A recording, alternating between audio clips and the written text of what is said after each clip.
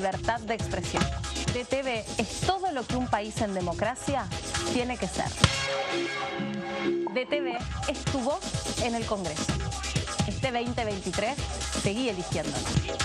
DTV, el periodismo en el Congreso.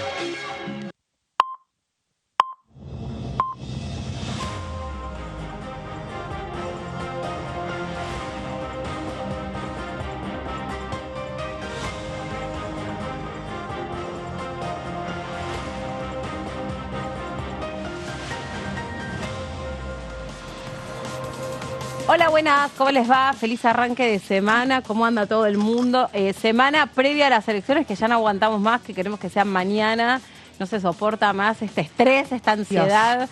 Así que bueno, acá nos estamos preparando para contarles también y pensar que, bueno, toda la agenda parlamentaria, lo que se viene. Hola, Mary. ¿Cómo estás, va? Meli? Sí, todo en stand-by hasta el domingo. Necesitaría que se vaya la noche, ya mañana poder llegar a Diputados TV de vuelta y poder plantear un panorama sobre qué va a pasar en el Congreso, qué va a pasar en los próximos 4 años, porque la realidad es que es incertidumbre absoluta hasta este domingo. No, yo ya diría que es agónico. Sí. No es incertidumbre, ¿no? Ya es como va teniendo, porque digo, el cansancio. Tanto que se habló de la tos, ¿vieron que se habló del fenómeno de la tos? Para mí, más allá de... ¿Vos tosiste? ¿Estuviste ahí? ¿Tosiste? No, ¿Fuiste la que tosió? No, yo no tosí. ¿Vos tosiste? Yo no estuve ahí. Buenas tardes, además. Buenas tardes. Encontramos un Giorgetti por ahí, lo trajimos. Sí, mi primer lunes el DTV. Mira. Mi primer inicio de semana. Estoy acostumbrada a cerrar la semana. Claro, qué suerte la tuya. ¿Esta semana cerrás o hoy vale por el viernes? Hoy quizás vale por el viernes. Quizás, Mando, ¿de qué dependerá? ¿Del país? No, de los compañeros. Sí. ¿El dólar? ¿De qué dependerá? No. Escuchame una cosa. Bueno, no sos de los que tosiste y no estuviste ahí tampoco. No, pero seguimos el debate, estamos hablando. Sí, obvio. El debate presidencial que ocurrió ayer anoche lo seguimos hasta el final. Ya no define nada la elección del domingo en términos del Congreso, de las bancas, del Parlamento que se viene, pero a su vez define todo. A su vez define qué va a pasar, cómo se van a reagrupar los distintos bloques políticos que están como que en stand-by hace un mes también esperando que se defina quién va a ser el conductor del Poder Ejecutivo. Porque se va a definir el presidente, la cabeza del Poder Ejecutivo, no es el Poder Legislativo, pero es la referencia para muchos diputados y senadores de cara a lo que se viene. Sí. Juntos por el Cambio, básicamente, vas a ver cuántos diputados tiene en base a lo que pase este domingo, porque eso de 94 diputados y diputadas, podemos decir que ya no existe más, sí, básicamente. Testimonial es lo que hoy en día. Exactamente, estamos a la expectativa de 2 escenarios posibles. En el caso de que Sergio Massa sea electo presidente, ahí me parece que la mayor posibilidad de que los 94 diputados y diputadas de Juntos por el Cambio se mantengan unidos con la idea de seguir sosteniendo esa oposición al peronismo que los unió desde un principio. Pero en el caso de que Javier Milei sea electo presidente, ya sabemos que están preparados 2 bloques que se van a armar por separado, un bloque compuesto por el PRO más duro, que quiere armar una especie de frente derecha y liderado por Cristian Ritondo, que podría ser el presidente de la Cámara de Diputados con la Libertad Avanza, y después lo que llaman el centro más progresista socialdemócrata de radicales, la coalición eso que estás cívica. Diciendo de lo de Ritondo como titular es un rumor, o sea, él no dio no está nada seguro, absolutamente, no. Aparte los números van a quedar definidos de una manera en lo que también es abierto qué puede pasar con la presidencia de la Cámara de Diputados, dependiendo de quién gane. Si gana Sergio Massa, va a tener la primera minoría, va a tener la posibilidad cercana de mantener la presidencia. Pero si gana Javier Milei, con el bloque propio no le alcanza en una hipotética votación para sostener una presidencia. Va a tener que tener acuerdos, creo que va a tener que tener predisposición de la oposición. Creo que no solo no le alcanza, sino que aún suponiendo que le alcanzara el rol de... Bueno, si le alcanzara otra sería la historia, pero no solo no le alcanza, sino que dentro del componente de diputados de la Libertad Avanza no hay todavía una figura sólida capaz de ocupar un cargo jerárquico dentro de la Cámara, ¿no? Hay muchos rumores. Una ala interna de la Libertad Avanza dice que van por uno propio, otra parte dice que ahí buscaría que ese espacio sea de un posible aliado para tener mayor volumen. Y mayor gobernabilidad. Mayor gobernabilidad. Por otro lado, ¿quién podría ponerse en línea sucesora directa de un presidente como Javier Milei, que es una total incertidumbre? También pasa esa situación de que cuando uno consulta en los espacios opositores quién podría aceptar ese ofrecimiento, nadie confirma. Exacto. Sí, y principalmente porque si pensamos que el principal problema que va a tener Javier Milei en el caso de que fuera electo presidente es el tema de la gobernabilidad y la dificultad que va a tener de poder impulsar gran parte de sus reformas en el Congreso de la Nación. Vos necesitas una persona que esté acostumbrada a dialogar con todos los espacios políticos, que se conozca hace mucho tiempo con varios diputados, y uno es el caso de Ritondo, pueden ser un montón de otros diputados, pero no ves muchas presencias adentro del bloque La Libertad Avanza de que tengan ese ejercicio de la negociación que va a ser imprescindible durante los próximos años. Entonces, por eso también se piensan en diputados del PRO que tienen más gimnasia a la hora de acordar. Justo el caso de Cristian Ritondo, no solamente porque es el presidente del bloque PRO, es diputado hace muchísimo tiempo, tiene vínculos con los sectores del peronismo, sino que también es porque uno de los que ha encabezado, luego del acuerdo de Macri con Milei, más fuertemente en apoyo a Javier Milei. Por ahí van las especulaciones, obviamente lo vamos a saber en diciembre. Ya está funcionando, de hecho, una alianza medio parlamentaria entre Ritondo y Javier Milei, que han hecho el pedido de sesión de la semana pasada, la presentación de algún proyecto. Hay que ver cuántos diputados del PROS van encolumnados detrás de Cristian Ritondo, esa es otra incógnita. Bueno, eso tal cual. Ahora nos metemos en profundidad con esa discusión. Nos está llamando Gonza desde el móvil para repasar lo que dejó esta semana parlamentaria. Hola, Gonza. Hola Meli, buenas tardes, un abrazo grande para vos, para Mary, para Marcos y para la gente que nos está viendo naturalmente por la pantalla de Diputados Televisión.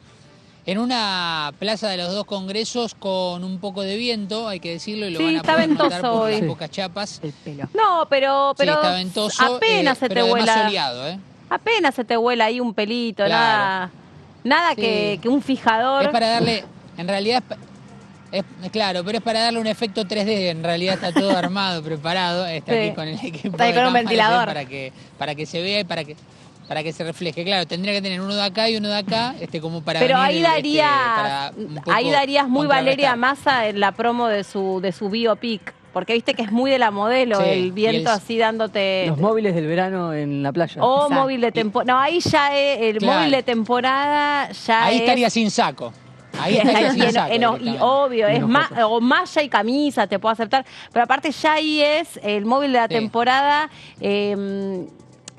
volado. O sea, no un plumero así, viento ya es, ¿entendés? O sea, sombrillas dadas vueltas, huracanado. Ya es huracán, la costa argentina. O sea, si acá tenemos este viento, imagínate en Mar del Plata. Sí. Bueno, ¿de dónde es Gonzalo? ¿De dónde es Gonzalo? No, impresionante. ¿O no, Gonza? ¿Ahí en tu ciudad? Impresionante, claro, exacto. Sí. Mirá, con decirte que cuando llegué aquí a vivir, digamos, a la provincia de Buenos Aires, a la ciudad autónoma de Buenos Aires, aquí, siempre tenía la particularidad de siempre llevarme o en los hombros o en la cintura una camperita y, viste, la gente me miraba. El rompevientos. Y por la duda siempre refresca después. Obvio. Y acá a veces no pasaba y me la guardaba, pero bueno. Pero hombre precavido son vale por dos. Cada lugar. Siempre, y en el móvil, la precaución de la famosa amplitud térmica tiene que ser contemplada siempre, porque el mobilero es como una cenicienta. ¿Qué pasa cuando te agarraba la lluvia en un móvil? No, es clave tener siempre a cuestas, en serio, una campera impermeable y... La fuente el viento y la fuente le puede jugar una mala pasada. Y el tema también del calzado. El calzado siempre que sea de alto rendimiento. No el mocasín que vas a usar el viernes a la noche para el boliche. Te voy a decir algo que no sé si estaba en los papeles que lo diga yo, pero tenemos aquí en el móvil a Sergio, a Rolo, y vos sabés que además de ser grandes camarógrafos, también saben mucho de naturaleza. No me digas. Y me decían, ojo, porque te voy a decir algo, además del sol también tenemos el florecimiento del jacarandá, que es un árbol con porque unas el camarógrafo semivioletas muy bonitas. El camarógrafo, por deformación profesional, es como un scout. Entonces te lee la naturaleza, ¿me entendés? Para el terreno. Sí, es como un scout. Por momentos me sentí en segundo grado en ciencias naturales. O sea que tenés el florecimiento del jacarandá. Tenemos el florecimiento a mi izquierda del jacarandá. ¿Lo querés ver, Meli? Pero claro, porque si la verdad es un jacarandá, es un color hermoso. Bueno, por ahí favor, vamos, mirá. Ya llegaremos al jacarandá, al este y al mágicamente, oeste. en las manos de Sergio. Que lloverá. Ahora, me llama la atención Hermoso. la canción de Marilena Walsh. ¿Cómo saben de naturaleza? Dice una flor y otra flor celeste. Yo no veo ningún jacarandá celeste. No, ¿Qué le lila. pasa a Marilena? Celeste, violeta, como Lila. medio, Sí, más ¿no? bien. Sí, mismo color. Violeta. Yo lo veo. Un lila En violeta, la casa lila de mis violeta. padres Claro. hay un jacarandá en el fondo. Mira, He convivido toda mi vida con el jacarandá. Qué mira, bárbaro. mira qué bueno. ¿Y lo ves lila o lo ves hermoso, celeste? Yo lo veo Muy lila. bonito. Yo también. Una flor que dura muy No. poco, un mes y empieza a caer ya y te Sí, llena el piso de... es una flor mezquina, la Sí. del jacaranda. Claro que sí. Sí, tenés razón. Bueno, como las Sí, flores sí. de mi balcón, Bueno, que el y otro día aquí- lo hablábamos con el Departamento de Naturación, Gonza del Congreso, viste que Exacto. todo para nosotros es 100% Sí, exacto. parlamentario. El Departamento de Naturación, ¿no sabías, Mary? Que No el sabía que departamento- había un... Claro, son 9 personas que se dedican a los espacios verdes o parquizados o todas las plantas que ves Todas, dentro. claro. Es Las la que se encarga. intervenciones en todo Estábamos juntos y claro. aprendimos. Está el responsable Julio Cruz, Sí. el jardinero, me acuerdo por el detalle del el jugador de fútbol, El que tiene el mismo jugador de nombre. fútbol que se le dicen el jardinero, por El eso jugador. se acuerda. Bueno, Gonza, no te demoramos Exactamente. más con estas cuestiones de Trivial Pursuit. No, no, no. Te invitamos a que resumamos No, además lo que... hoy ha sido... Sí, Hoy ha sido obviamente un lunes de mucha charla, nos hemos encontrado aquí con gente del extranjero, de Guadalajara, de Colombia, que se acerca mucha Mira. persona extranjera visitando nuestro país, así que ha sido una jornada de mucha charla. sí. Y hemos tenido, Meli, una semana anterior con mucha actividad parlamentaria, algo que tal vez llama la atención, pero para bien, en el buen sentido, teniendo en cuenta que estamos ahora actualmente a 6 días de lo que será la segunda vuelta, refiriéndonos a la cuestión electoral en este balotaje que se viene, pero que en la Cámara la actividad no ha cesado. Hemos tenido un caudal de reuniones de comisiones muy importantes con temas muy variados. Obviamente que el financiamiento educativo se ha llevado todos los laureles, teniendo la Comisión de Educación en principio y luego con la aprobación final en presupuesto de Hacienda, con un dictamen de mayoría y otro de minoría que ha propuesto la oposición respecto a algunas cuestiones fiscales, pero dentro de un debate que no ha excedido la cuestión de la charla en buenos términos. No ha habido un debate caliente, con enojos, con broncas, sino más bien simplemente que se ha decidido por esta cuestión del dictamen de mayoría y el de minoría, y veremos en definitiva cuál es el que termina ganando la apuesta en el recinto, cuando obviamente se cite alguna sesión especial que se espera que sea lógicamente luego de estas elecciones del próximo domingo. Pero hemos tenido otros temas. Se ha reunido la Comisión de Derechos Humanos y Garantía, que preside Hugo Yasky, para unificar proyectos referidos a la discriminación, pero sobre todo al respeto, en este caso a la historia argentina. Entendemos que en los medios de comunicación se están viendo naturalmente y lamentablemente muchas cuestiones negacionistas respecto a la última dictadura militar, por poner un ejemplo, dichos antisemitas que se repudian, pero que en este caso lo que se tratará de hacer es un proyecto unificado para que esto llegue al Poder Judicial, que llegue a otras instancias, no solamente que quede en la nada como un dicho repudiable y nada más. Bueno, además también se ha reunido la Comisión de Asuntos Constitucionales, que preside el diputado Pérez Araujo, para continuar con el proceso de la investigación respecto a lo que ha sido el intento de magnicidio contra la vicepresidenta actual de la Nación, Cristina Fernández de Kirchner. Hemos tenido la Comisión de los Derechos de Niñas, Niños y Adolescentes en conjunto con el Senado, en la reunión bicameral y comisión bicameral que ya está conformada, y también la personal que tiene la Cámara de Diputados, donde bueno, se ha hecho un balance a modo informativo respecto a cómo vienen los porcentajes de cada una de las ayudas que se brindan para los distintos programas relacionados a esta temática.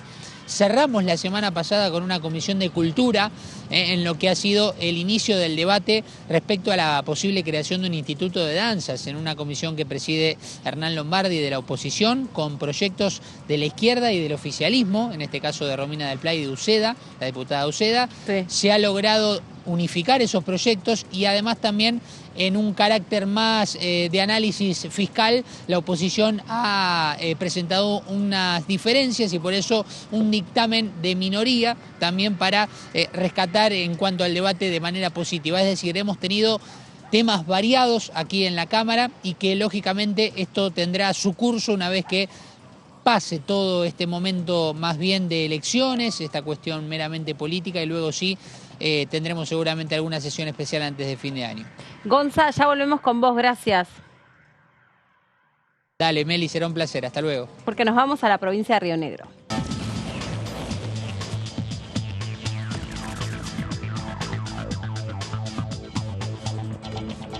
Diputado Di Giacomo, ¿cómo le va? Bienvenido, buenas tardes. ¿Qué tal? ¿Cómo les va? ¿Qué dicen ustedes? Bien, muchas gracias.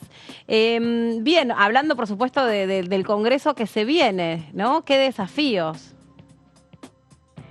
Sí, creo que es una nueva etapa donde evidentemente una primera cuestión es qué va a pasar el próximo domingo y a partir de ahí seguramente va a haber que ver una posibilidad de un Congreso que si va en la búsqueda de un consenso va a tener que tener un diálogo permanente ya no entre dos grupos mayoritarios, sino probablemente entre varios grupos con distintos niveles y ninguno con ninguna mayoría absoluta, lo cual desde el punto de vista del Parlamento y de lo democrático es positivo y es bueno que así suceda, ¿no? Sí, yo coincido con esa mirada, ¿no? Es más difícil, obviamente, hay que echar mano a todas las cuestiones vinculadas al arte de la negociación y de todo lo que supone la política entendida como una herramienta para poder resolverle los problemas a los ciudadanos, pero claramente democráticamente es lo mejor que puede pasar, por supuesto. ¿Y cómo vio el debate, sobre todo los temas relacionados a los que usted está más involucrado, que son los temas vinculados a la salud, a la discapacidad? ¿Cómo lo vio? A ver, yo creo que no hay posibilidad de profundización en un debate en cortos minutos, ¿no es cierto?, de temas claro. Que puedan ser planteados. Así que yo creo que uno más bien lo que pudo ver es a los protagonistas. No nos olvidemos que acá vamos a tener una opción por delante, ya no una elección entre varios candidatos, sino una opción entre dos candidatos y dos proyectos. Y en el debate creo yo que, inclusive no estoy diciendo nada fuera de lugar, que no coincida con lo que estuve escuchando hoy por todos los medios y leyendo alrededor de todos los medios, evidentemente hubo, si uno tiene que juzgar un triunfador del debate, fue Sergio Massa, pero más allá de eso, a mí me sorprendieron algunas cuestiones, y es que yo vengo señalando con conocimiento de causa y haciéndome cargo de mis palabras, no es una chicana política ni mucho menos, de las severas problemáticas de tipo psicológicas que tiene el candidato Milei. Y cuando digo severas, son trastornos que alcanzan a su personalidad, que evidentemente lo desequilibran muy fácilmente, que no lo ponen en condiciones desde ese punto de vista de ejercer una primera magistratura donde tiene que estar con problemáticas desafiantes, estresantes y donde la cabeza de repente tiene que decidir sobre cuestiones fundamentales en el plano local, nacional e internacional. Creo yo que no está en condiciones, ayer lo volvió a demostrar, una vez más, así como en otras oportunidades fueron los ruidos, los murmullos, en este caso parece que fueron las toses, lo pusieron mal y él mismo lo reconoció. Por otra parte, creo yo que lo que me sorprendió no es eso, vuelvo a repetir, porque yo ya del conocimiento que tengo de él y de su proceder y de su historia, me queda claro que no es una persona con un equilibrio fuerte, con una personalidad estable, pero me sorprendió además su ignorancia respecto de los mecanismos de funcionamiento del Estado, del comercio internacional, de la seguridad, es decir, cosas concretas, es decir, cuando hablaba de la seguridad decía que había que poner en distintos lugares presos a los adultos de los menores, y esto es algo que es así desde siempre, ¿no? Esto no sucede de otra manera. En algún momento, cuando además habla del comercio internacional, habla de que cualquiera le puede vender a cualquiera desde el sector privado, cosa que podría ser cierta, pero quienes imponen las reglas internacionales del comercio son las organizaciones internacionales y los convenios que suscriben los países, y finalmente los países mínimos a través de barreras arancelarias, barreras pararancelarias, resguardos de tipos sanitarios, en fin, toda una serie de cuestiones que evidentemente no tienen en cuenta que son los estados los que definen la posibilidad o no de comprar o vender productos, sino los individuos particulares. Perdón, que además lo interrumpo un segundo porque para quien no sabe, el diputado, más allá de ser diputado, es médico. Entonces, aquellas cosas que usted está observando respecto de algunas características de la estructura psíquica o psicológica de Javier Milei es algo que usted observa bajo su ojo profesional. Usted no lo está diciendo arrojadizamente como lo podríamos decir, no sé, cualquiera de nosotros que no pertenecemos al área de la salud y de la salud mental. Sí. Bueno, en este sentido se trató...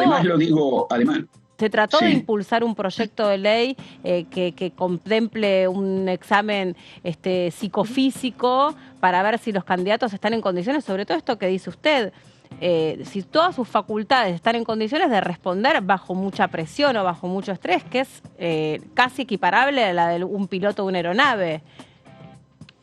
Yo estoy absolutamente de acuerdo con eso y ahí es donde recurrimos a los antecedentes. Ayer Massa marcó el antecedente de no haber sido aprobado su psicotécnico en el tema del Banco Central cuando hizo la pasantía.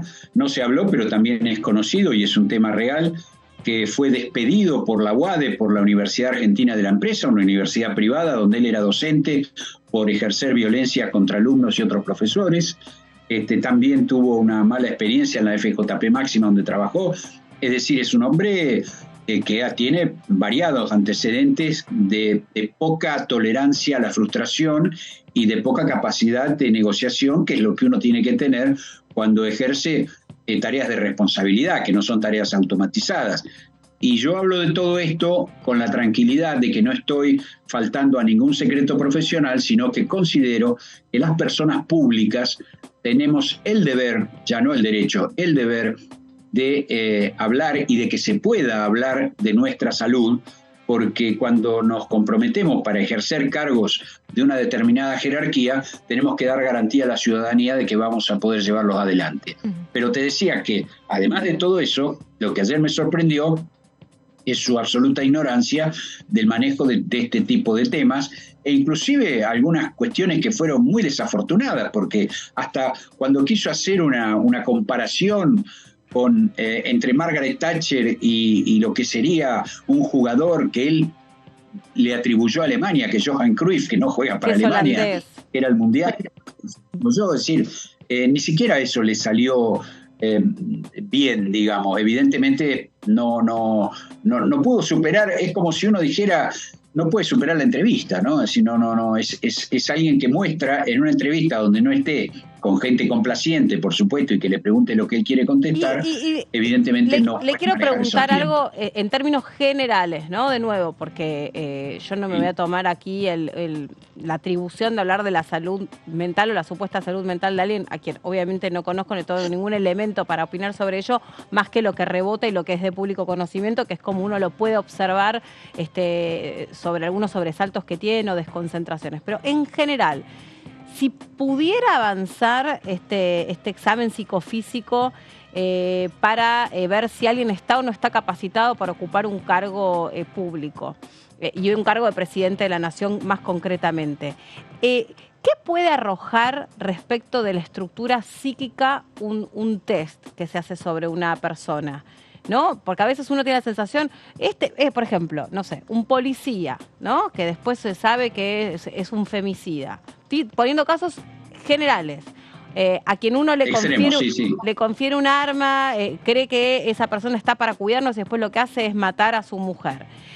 O a veces alguien arriba de un chofer profesional que protagoniza una escena de relatos salvajes. Este señor pasó por un test, alguien le dio la licencia y encima es chofer profesional y sin embargo agarró un palo y se lo partió otro por la cabeza. O sea, ¿cuánto puede un test psicofísico o un test o un diagnóstico decirnos respecto de la personalidad de alguien?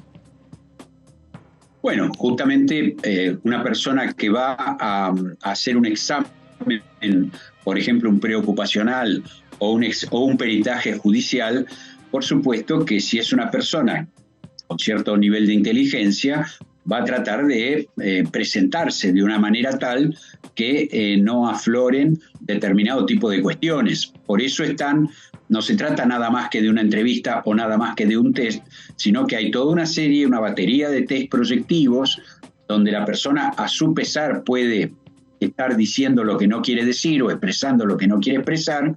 También hay una serie de entrevistas y hay abordajes como por ejemplo, hay un test de personalidad que es el MMPI, el test de Minnesota, que averigua, digamos, los rasgos de personalidad, y por más que la persona trate de contestar lo deseable, así se dice, el nivel de deseabilidad de lo que el otro quiere escuchar, a partir de toda una serie de preguntas, que son más de 500, ¿no es cierto?, llega a poder descubrir por lo menos rasgos profundos o inclusive trastornos de personalidad. Esto no tiene un 100% a través de una validación de un test nada más o una entrevista, pero cuando uno suma el test, las entrevistas, los antecedentes personales, los antecedentes familiares, y esto en las personas públicas uno puede conocerlos por uno u otro dato que se pueda vertir, ahí es donde uno se hace un cuadro completo. Claro. En este cuadro completo yo creo que vamos a encontrar trastornos severos que tienen que ver con trastornos de la personalidad por un lado, cuestiones que podrían tener que ver con trastornos del tipo esquizoafectivo, cuestiones que pueden tener que ver con trastornos del desarrollo de ciertos síndromes, que hay unos cuantos. O sea, eso por supuesto, para opinar absolutamente con precisión, debería poder tener en mis manos todas estas cosas. Por eso es tan importante la posibilidad de un test psicotécnico. Y Luis... Además hay un tema que hay que destacar. No solo se trata de averiguar si una persona está enferma, sino que hay determinados perfiles que se desea de determinado tipo de personas. A mí puede no ser importante que una persona con problemáticas de control de los impulsos, si tiene que trabajar con una computadora y está en la casa, por ahí esto no implica que no pueda hacer ese trabajo. Ahora, si yo a esta persona la pongo a manejar niños o la pongo a atender al público, es muy probable que se agarre a trompadas con lo que esté atendiendo, porque no sabe cómo atenderlo. Mucho más si estamos hablando de cargos de conducción muy complejos, ¿no? Luis, te llevo brevemente a otro eje que sucedió en el debate que me interesaba ver qué análisis hacías. Hubo presencia del lado de Sergio Massa de muchos diputados opositores, fundamentalmente el Interbloque Federal, estaba el Topo Rodríguez, Graciela Camaño, Natalia de la Sota. Entonces, pensando un poco a futuro, de cómo va a ser tejer esas alianzas. Bueno, a ver, ¿qué mirada tenías de este discurso de Sergio Massa sobre el gobierno de unidad nacional y cómo podrían ser esos acuerdos, teniendo en cuenta, bueno, de una decisión muy clara de que aparecieran ahí en las primeras filas diputados que no son del oficialismo, sino que son opositores y que han sido, como en Provincias Unidas, claves a la hora de generar el quórum y aprobar las iniciativas? Sí, inclusive en nuestro caso estuvo nuestro gobernador, ¿no es cierto? Que no pertenece exactamente, no pertenece, ¿no es cierto?, al oficialismo, pero sin embargo estamos acompañando en este caso, en esta opción. Nosotros fuimos con boleta corta a la elección general, pero en esta opción hemos claramente manifestado nuestro apoyo a quien creemos que tiene que ser, y por eso también manejamos los porqué de alguien que no puede ser bajo ningún punto de vista. Así que yo creo que ayer, si había gente con duda, los terminó de convencer lo que pudieron ver y escuchar en el día de ayer. Con respecto a lo que me preguntás, creo yo que se va a dar una nueva configuración. Juntos por el Cambio como tal ya no existe como tal. Yo creo que lo que probablemente vamos a tener es un nucleamiento de ultraderecha que va a tener que ver con cierto sector del PRO, ni siquiera con todo el PRO, con un sector del PRO, con algunos otros sectores probablemente de algún partido provincial o de algún sector provincial que adhiera a este tipo de ideologías de ultraderecha. Va a haber un gran sector de centro donde va a estar sin ninguna duda un nuevo Juntos por el Cambio o un Juntos por el Cambio diferente, porque ahí quiero ubicar a gran parte del PRO, al radicalismo, a la coalición cívica, a muchos de los partidos provinciales, a los federales, y por supuesto del otro lado, y habrá un sector, creo que el más importante o el más grande dentro de lo que es el peronismo, llamémosle así, y probablemente haya un sector a la izquierda de todo esto que es el camporismo y la izquierda trotskista. Esta sería una idea de lo que puede suceder en el próximo Congreso. No pone a un sector del peronismo de centro y al sector que llama izquierda cámpora dentro de un mismo bloque. Bueno, creo yo que Massa está hablando de cosas que son muy distintas a las que nos propone el camporismo, pero bueno, se verá después cuando empiece a ejercer la magistratura, ahí vamos a poder ver qué es lo que termina sucediendo. Me parece que van a quedar los sectores más ideologizados, van a quedar de un lado, y todos aquellos, porque para que haya una voluntad de consenso y de unión nacional, hay que muchas veces dejar de lado determinados condicionantes ideológicos y ir más a lo pragmático. Y lo pragmático significa conceder. Cada sector tiene que conceder. Esto sucede en las democracias parlamentarias más de avanzada, y es probable que se pueda armar de esa manera esto. Diputado, ¿cómo le va? Marco Giorgetti. Ahora, en la provincia, ustedes han podido concretar un acuerdo, un gran acuerdo de Río Negro que incluyó a la cámpora. ¿No lo ve a nivel nacional posible?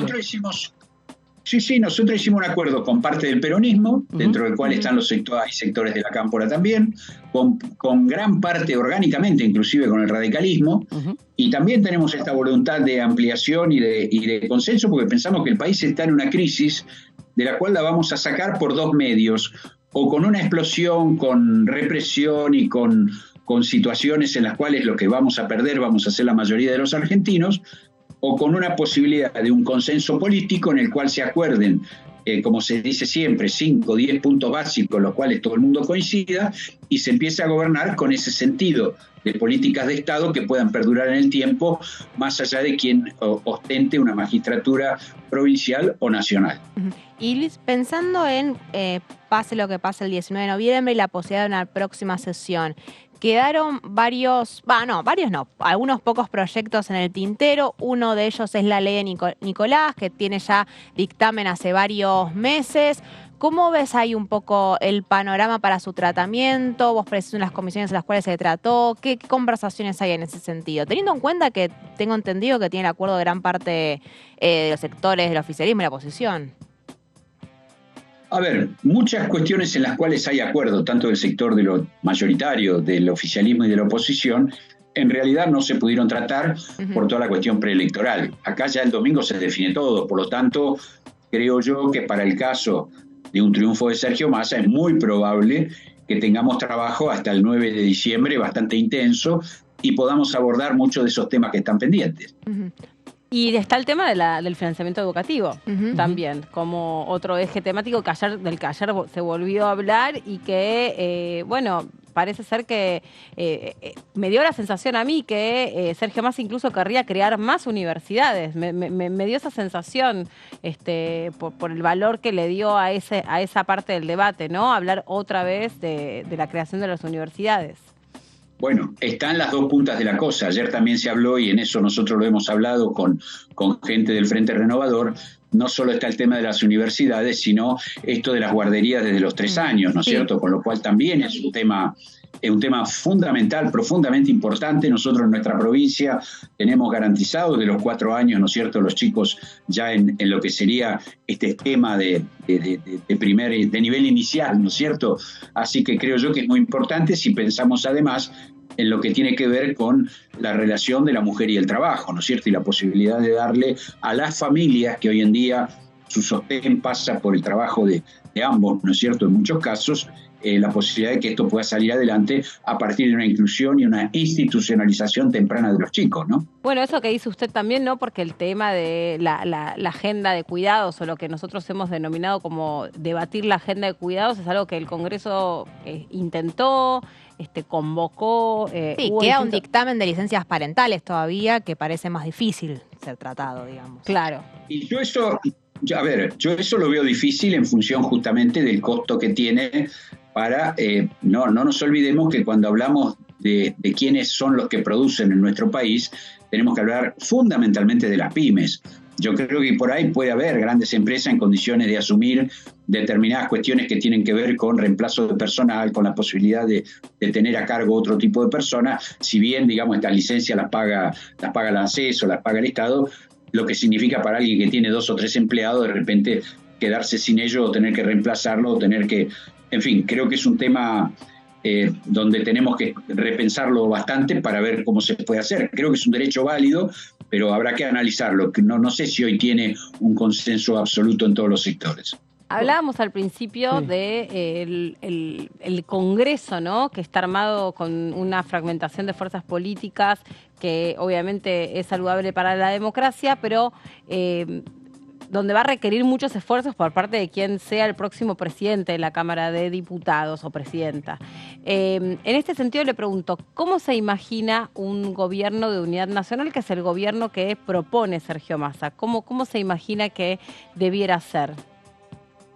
Bueno, yo creo que acá lo que hay que empezar a ver también, buscando el ejemplo de las democracias más avanzadas, es que ya evidentemente el bipartidismo está fuera de carrera, el bicoalicionismo también está en crisis, y a mí me parece que además de las coaliciones parlamentarias se deberá buscar la posibilidad de la intervención de distintos sectores, no solo político-partidarios, sino de distintas representaciones sociales que tengan voz y voto en el gobierno. Me parece que eso es la posibilidad de unión, porque si no es quedarse en las palabras, ¿no es cierto? Si después vamos a seguir cerrándonos a través de un solo sector. Y en ese contexto, venimos hablando de educación, también de temas de salud que está aquí en el Congreso. Me interesa la mirada de una fuerza de una provincia como Río Negro, que tiene un espacio provincial que suele traer al Congreso la inquietud o la preocupación de la provincia puntualmente, principalmente. Cuando se discute el tema de educación en un debate nacional, cuando se discute el tema salud, que son cuestiones de las provincias, ¿cómo creen que va a jugar estas dos cuestiones en un hipotético triunfo de Javier Milei? Bueno, yo creo que habría que ver cuáles son sus propuestas para lo que es la salud pública y la educación pública, porque si bien esto es un ámbito propio de las provincias, te voy a poner un ejemplo. En materia de salud, gran parte de lo que significa el gasto en salud tiene que ver con los medicamentos. El país y las provincias tenemos laboratorios reconocidos nacional e internacionalmente que podríamos hacernos cargo de gran parte de muchos medicamentos básicos para que puedan ser provistos a la población. Esto, por supuesto, es muy importante coordinarlo y es muy importante que no nos superpongamos en una producción, por ejemplo. Si alguien hace oncológico, otro podría hacer analgésicos y antibióticos y otro podría hacer algún tipo de vacunas o cosas por el estilo. Y además coordinar con el sector privado. Yo creo que quien tiene un pensamiento ultraliberal de derecha, lo único que piensa es en el costo-beneficio, pérdida y ganancia, y no le interesa coordinar este tipo de cosas. Con lo cual estaríamos en manos de los sempiternos laboratorios nacionales y multinacionales que obviamente solamente buscan su ganancia y esto hace que el gasto en salud, de repente el 40% o el 50% se vaya en el consumo de medicamentos. Digo esto, como digo después en educación, lo que significa también la posibilidad de coordinar cuestiones que son programas nacionales que hacen una política educativa y que tienen que ver también con lo que significan desde el nivel secundario, preparando a sus alumnos para la universidad o para carreras de tipo técnicas, y acá hay que coordinar también a ver qué oferta le hacemos a todos estos alumnos. Como verás, la presencia del Estado para garantizar un buen funcionamiento y una coordinación entre las provincias y la nación es absolutamente imprescindible. Alguien que no conoce el Estado, que además lo que quiere es destruirlo, y que tiene una concepción anárquica y anticomunitaria, porque yo quiero destacar que los libertarios no son anticomunistas, son anticomunidad. En realidad, ellos están en contra de toda forma de organización de la sociedad. No se diferencian en nada de los viejos anarquistas de izquierda. En este caso son anarquistas de derecha, ¿no es cierto? Donde el individualismo está por encima de todas las cosas.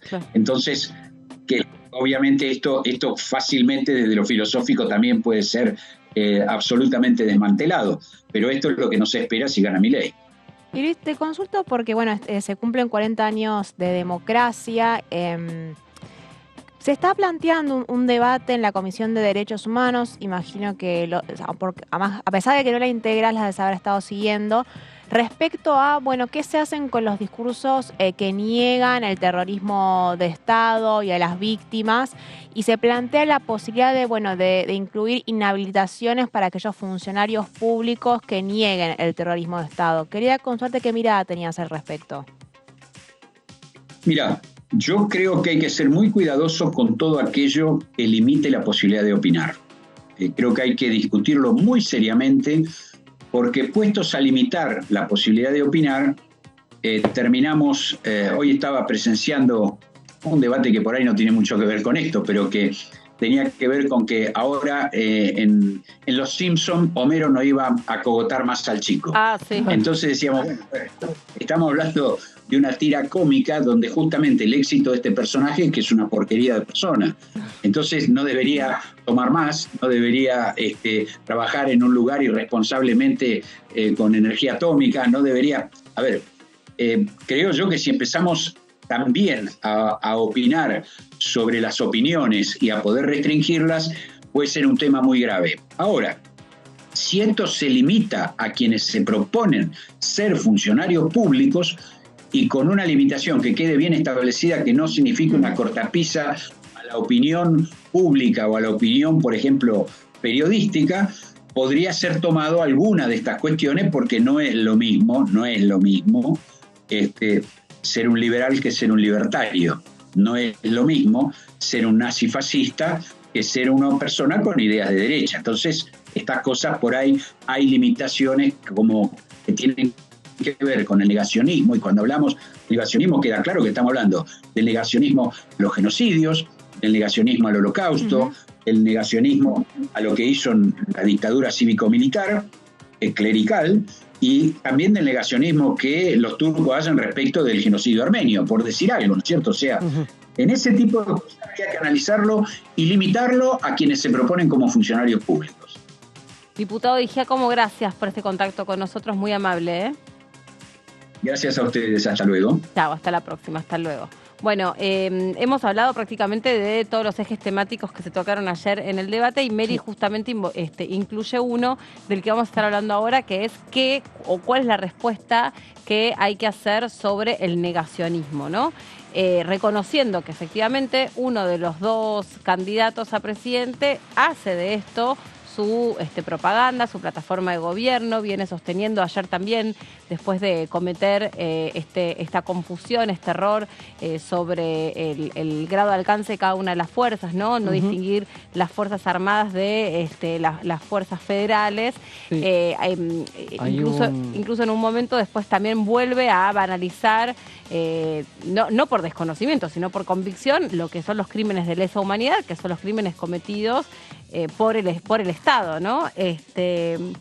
Ahí vuelve a banalizarlo. Yo creo que eso fue un poco desaprovechado porque no se recogió lo que realmente estaba haciendo en el fondo Javier Milei cuando mete esa confusión sobre, bueno, cuidado con pedirle a las fuerzas que vayan y que se metan en determinado delito, pues después tenés un problema que es de jurisdicción, pero además tenés y mezcló todo, porque mezcló narcotráfico con delito, con terrorismo de Estado, pero uno ahí no sabe si es confusión, si es desconocimiento o si es una manera un poco más encubierta de banalizar el terrorismo de Estado, porque el delito la sensación que rozaba más el desconocimiento. Puede ser. Del funcionamiento del Estado.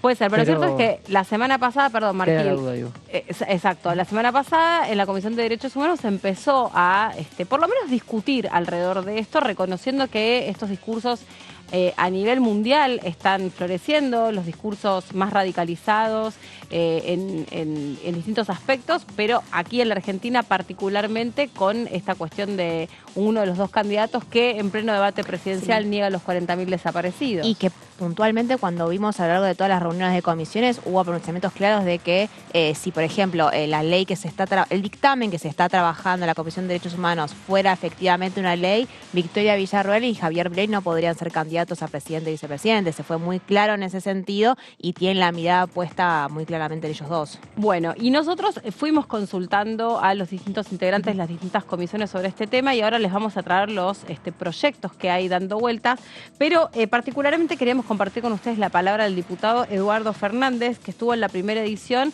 y le preguntamos sobre el negacionismo y dijo esto. Pero hagamos una cosa, si les parece bien, hacemos una pausa y cuando regresamos con la pausa nos metemos de lleno en el tema del negacionismo y las placas que tenemos para poder contarles a ustedes sobre todos estos proyectos que están asociados a debatir esta temática. Ya venimos.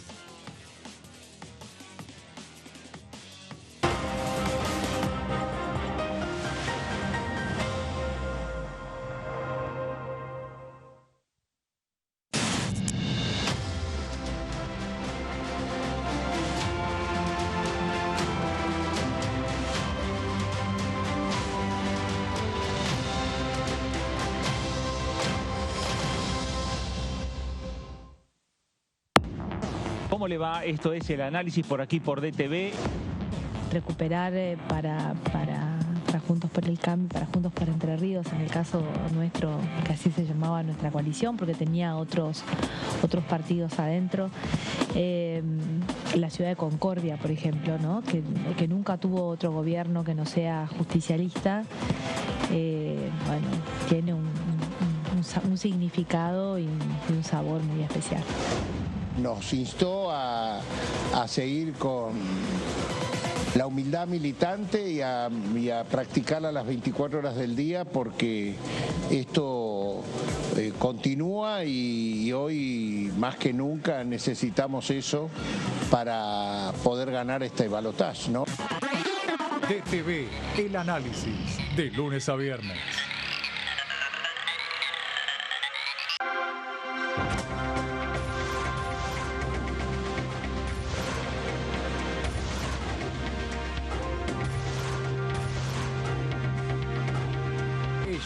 Son tu voz en el análisis.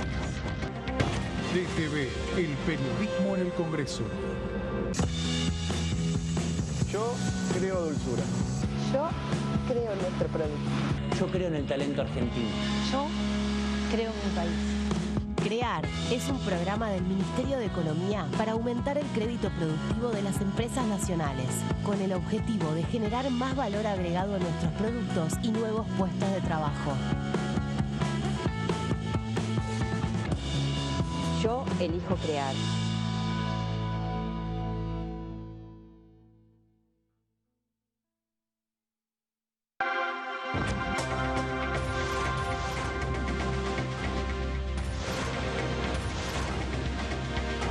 Ellos son tu voz en DTV, el resumen. DTV, el periodismo en el Congreso. ¿Cómo andan? Buenas tardes, buenas noches, ya cerrando el día. Tengo información extraoficial de que que 2 de los jueces habrían hecho un descargo por escrito. 2 descargos por escrito. Sí, no sé, de todos modos, por más que hagan descargo por escrito, en la próxima reunión, si quieren, pueden estar presentes. Tuve 22 meses, presenté 40 proyectos de ley, acompañé más de 120, estuve en proyectos muy interesantes y en leyes que se aprobaron muy interesantes para la gente, que es lo que nos queda, ¿no?, de este paso tan corto por el Congreso, de un equipo de trabajo increíble, de compañeras y compañeros del bloque, en donde pusimos todo para poder trabajar en pos del bien común. DTV, tercera edición, de lunes a viernes.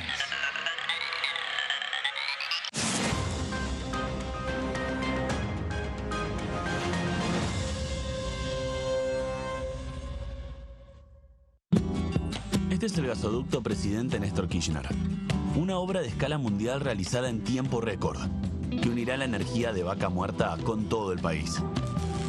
Innovaciones, tecnología, cientos de kilómetros de acero y miles de trabajadoras y trabajadores. Esta megaestructura alimentará la llama del país, uniéndonos con nuestros seres queridos, acelerando la economía, ahorrando divisas, con desarrollo, con federalismo,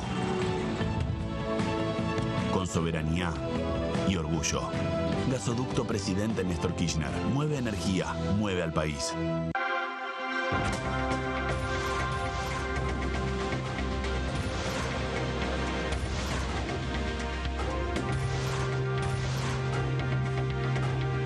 Ellos son tu voz en la tercera edición. DTV, el periodismo en el Congreso.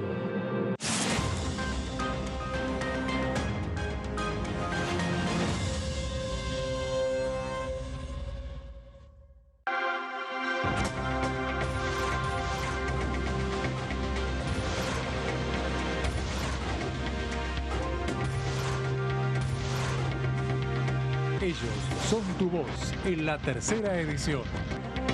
DTV, el periodismo en el Congreso. Si somos dueñas y dueños de nuestros libros, somos protagonistas de un futuro mejor. Por eso, entregamos libros a millones de estudiantes en todo el país en solo un año. Además, otorgamos becas educativas para que las chicas y los chicos puedan terminar la escuela. Realizamos obras en universidades, fortaleciendo el sistema universitario nacional. Y este año, otorgamos y renovamos becas Manuel Belgrano en carreras estratégicas para el desarrollo productivo del país. Con más educación, construimos un futuro mejor. Conoce más en argentina.gov.ar/protagonistas. La educación nuestra bandera. Ministerio de Educación.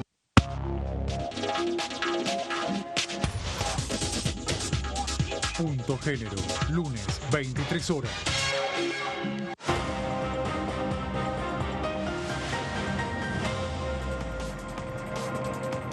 Bueno, acá estamos de regreso después de la pausa. Lo que estábamos hablando antes de ir al corte, a la quebrada, era sobre el debate y la discusión que se empezó a dar en el Congreso en relación a los temas del negacionismo, los discursos de odio.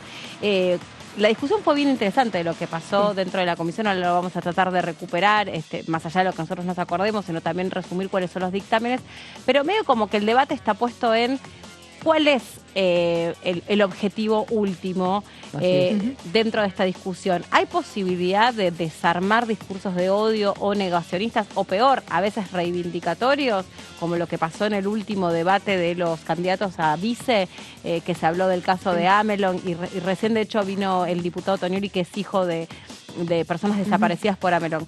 ¿Hay posibilidad de desarmar y desactivarlos? Y en todo caso, ¿cómo? Exactamente. ¿No? O sea, si es a través de una sanción, es a través de la anulación de la posibilidad de que te puedas candidatar o que puedas ocupar un cargo público, es a través de un resarcimiento, una capacitación. Claro. ¿A quiénes también? Claro, si son ciudadanos comunes o es solamente a funcionarios con cargos públicos y responsabilidad política. Sí, porque hay un montón de proyectos presentados y hay algunos que sancionan a todas las personas y que incluso con penas de prisión, que hay muchos diputados y diputadas que no están de acuerdo en esos casos. Eso se vio. El tema penal tuvo una jornada aparte, donde se vio mucho esa cuestión en particular, que es parte del debate. Lo que resta definir. Bueno, y entonces lo que les prometí en el bloque anterior, la palabra del diputado Eduardo Fernández, porque hemos estado conversando esto con los distintos diputados, había cuenta que es una discusión que está abierta, que todavía no se sabe cuál puede ser la mejor... de los proyectos. Claro, y cuál puede ser la mejor receta, cuando en definitiva lo que tratás es que no se reproduzcan o que no se amplifiquen o que no existan, ¿no? Esa sería la situación ideal. Escuchemos lo que dice el diputado y, como dice Marquitos, autor de uno de los proyectos. Sí, yo creo que es una deuda incluso de los legisladores. Hay que decir que del 2016 ya se empezaron a ingresar proyectos, que se ha ido avanzando, que el aporte que han hecho los organismos de derechos humanos, que merecen todo nuestro respeto porque son los que han venido pacientemente y permanentemente defendiendo cada conquista de memoria, verdad y justicia, que es un patrimonio del pueblo argentino. Así que estos aportes que han ingresado, que manifestaron hoy en la reunión, junto con los proyectos que ya hay, incluso hay proyectos míos en este sentido también, encontrar una síntesis. Pero yo creo que el principal compromiso que sale hoy es que vamos a tener un dictamen que va a contemplar todos estos aspectos manifestados hoy y que la presencia de una senadora y también el compromiso de que vamos a incorporar a los senadores para que no haya ninguna traba en un proyecto, en una ley que tiene que ser un aporte más en estos 40 años de democracia. Y como dijo alguno de los oradores, nos está mirando el mundo a ver cómo reaccionamos ante el negacionismo, la reivindicación y en algunos casos la apología del terrorismo de Estado. Hola Fernández, buen día. Tembón te habla de aquí con Caferata y Martín. Buen día. Buen día. Me imagino que cuando escribiste tu proyecto, uno va atravesando no solamente el tiempo, tu cuerpo lo sabe, tus circunstancias de las noches más oscuras que tuvo la democracia también lo sabe. ¿Y cuál es el espíritu de tu proyecto? ¿Qué quisiste decir cuando terminaste de escribir? ¿Qué dice tu proyecto?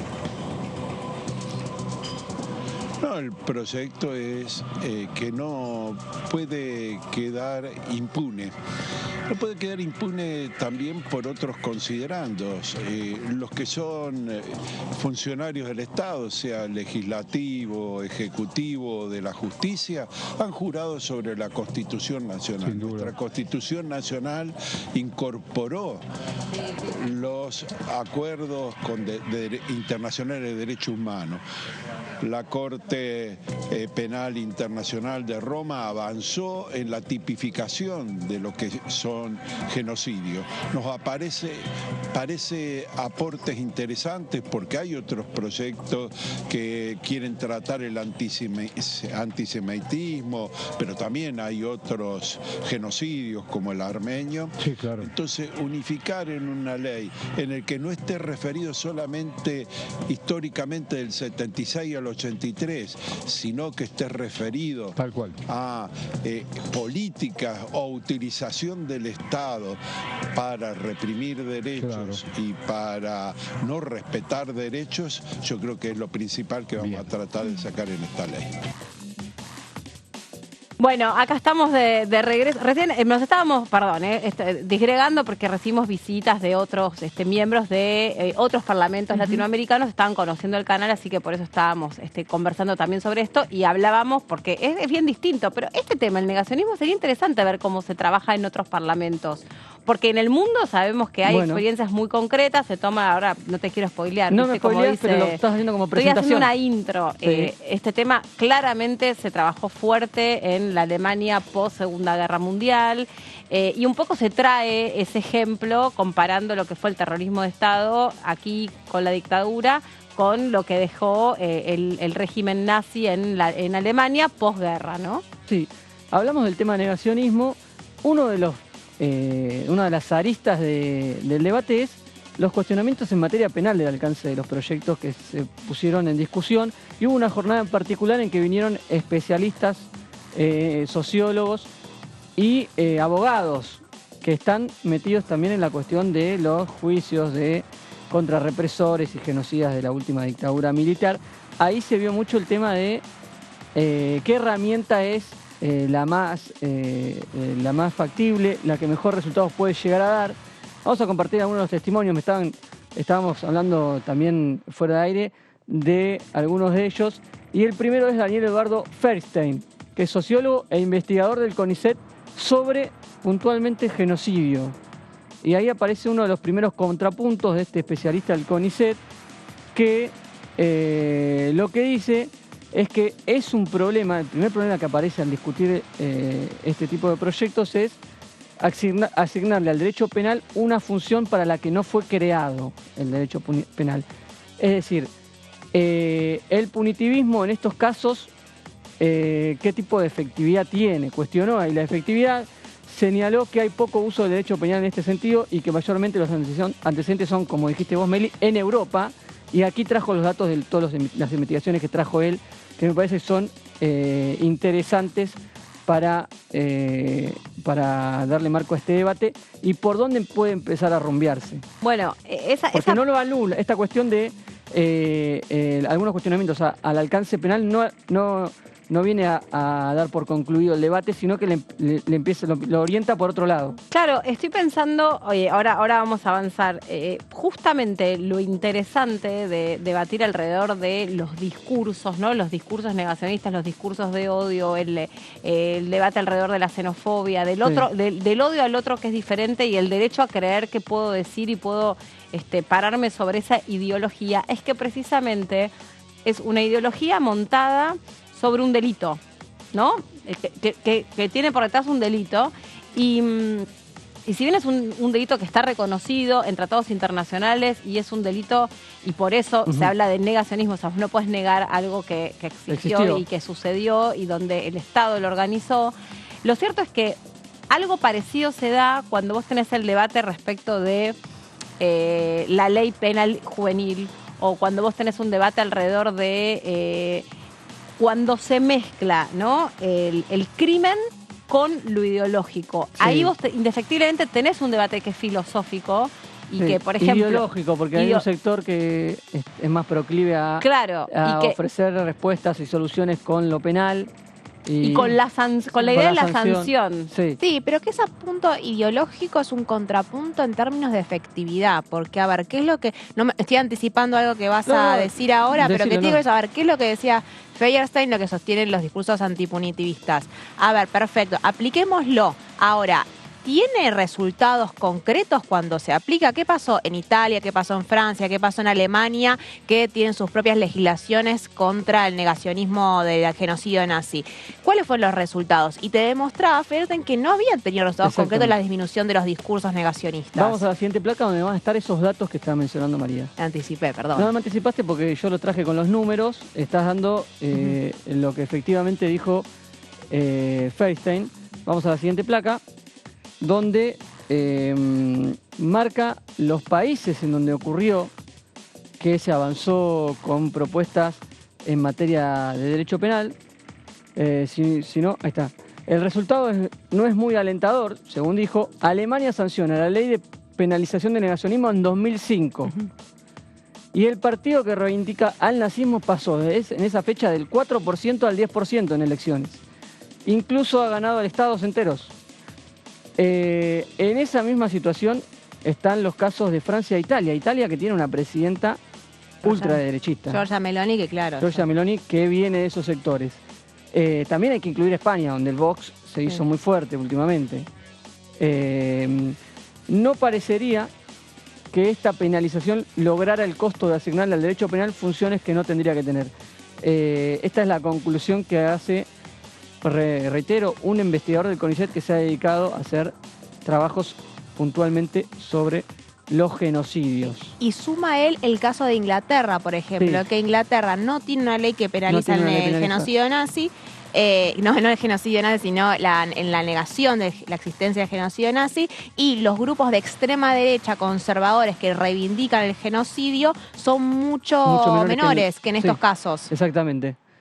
Seguimos, porque hay más participación de especialistas. En este caso, Valeria Tusa, abogada, marcó un criterio similar con el anterior y dijo que hay que revisar las estrategias legales frente a los negacionismos, pensar si la herramienta penal es la herramienta posible o no, legítima y deseable.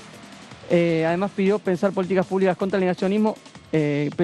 Dijo que pensar políticas públicas contra el negacionismo es la madre de las batallas. Y el último de los expositores que a mí me interesó, porque es un abogado y es reconocida su participación en numerosos juicios contra represores. Es abogado de víctimas, de delitos de lesa humanidad. Pablo Yonto, que además es periodista muchos años en Clarín, habló directamente. A mí me sorprendió, yo no esperaba que tuviera esta opinión. Pablo Yonto, cuando me enteré que iba a estar como expositor, dijo: hace 40 años escucho la voz de los 360 familiares a quienes represento. Todos piden una ley que castigue los discursos negacionistas y yo no estoy de acuerdo. Es decir, todos los que yo defiendo me piden una ley, piden o están de acuerdo con el avance de una ley que castigue los discursos negacionistas, pero él se marcó en desacuerdo con esa postura y dio su explicación. Vamos a la última de las placas, El despertar de estos discursos negacionistas ha generado otro despertar, que es el despertar de quienes solicitan urgentemente ponerle freno. Ya tenemos las herramientas como son los juicios, con 300 sentencias condenatorias a los genocidas.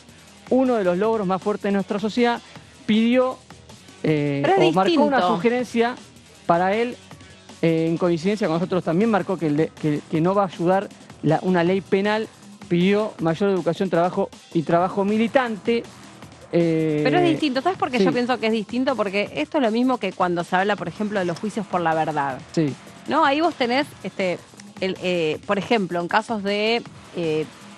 Yo sé que estoy mezclando cosas que nada que ver, pero la idea es trasladar la lógica, ¿no?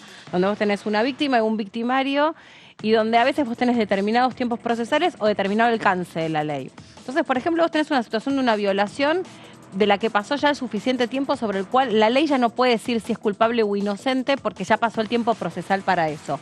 Pero vos de pronto tenés una posibilidad que es muy reparatoria para la víctima, que es el juicio por la verdad. Es que por lo menos quede ventilado que aquello que vos decís tiene un peso y aquello que vos te atreves a contar, no importa cuánto tiempo haya pasado, fue verdad, existió. Después está la ley que tiene sus tiempos y sus límites. Respecto para mi gusto, yo estoy de acuerdo con que, ojo con abrirle la puerta a la justicia en su aspecto del punitivismo para que se meta a opinar sobre los discursos. Pero para mí es muy clara la definición sobre lo que es un discurso negacionista, reivindicatorio o de odio y sobre el efecto directo que genera en la víctima. Entonces, para mí, no puede ser lo mismo, incluso que alguien que quiera ocupar un cargo público, y más aún, no es lo mismo, más aún, no por ser sino más aún, no es lo mismo que esa definición suceda en tiempos de campaña electoral. Por eso... Para mí eso es muy sustancial. Eso es muy sustancial, por eso me parece que el debate, a partir de lo que fue esta jornada, empieza a orientarse más por el lado de lo que vos decís.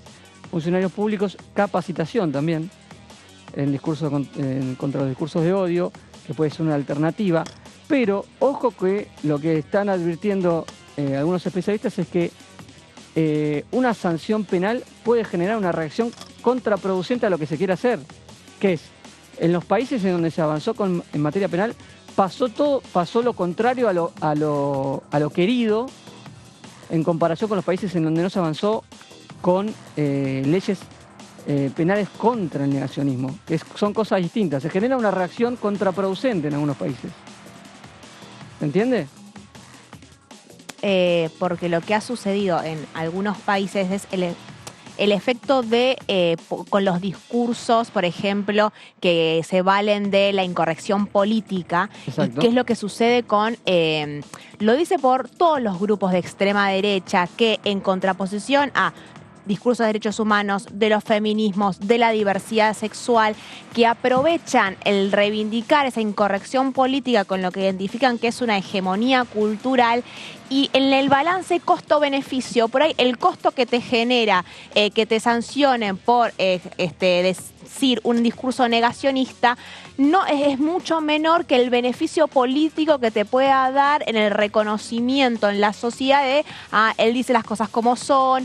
Y hay un análisis muy claro en ese sentido de los surgimientos de los grupos de extrema derecha, cómo desde el posicionamiento de la incorrección política sirve para ganar votos y asumir en algunos municipios, estados y demás. Se transforman en la rebeldía, porque exactamente, están en contra de lo establecido. Claro, lo que pasa es que hay cosas que son evidentemente debatibles, opinables, pero cuando vos tenés un acontecimiento que está reconocido por tribunales internacionales, por una Corte Suprema, cuando vos tenés algo que claramente define esto se llama crimen de odio, esto se llama racismo, esto se llama discurso reivindicatorio de procesos ilegales y peligrosos que vuelvan a existir. Y encima vos querés ostentar un cargo público y hacerlo para lo que dice Mary, construyendo tu popularidad, ¿no? Que es un poco esto que está diciendo, construyendo tu popularidad parado en esa ideología, es directamente lastimoso para la democracia y peligroso para la democracia.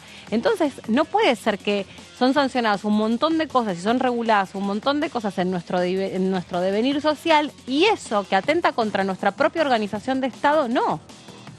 Sí, el tema ahí, y está bueno lo que trajo Marcos Feierstein, que también dice, no es tampoco tan sencillo, o sea, cuando se usa la ley para decir, porque hay que tomar una decisión, ¿no? A ver cuáles son los acontecimientos históricos que vamos a decidir que no pueden ser negados. Quiero aclarar, lo que no está en duda es que hay que hacer algo con el tema del negacionismo, no que no se obturó ese debate. No, eso queda claro, y justamente eso es lo que tuvo de enriquecedora la comisión. Sí, pero es lo interesante, ver, bueno, a ver cuáles son los límites, cómo qué cosas se pueden hacer para que haya más de estos discursos.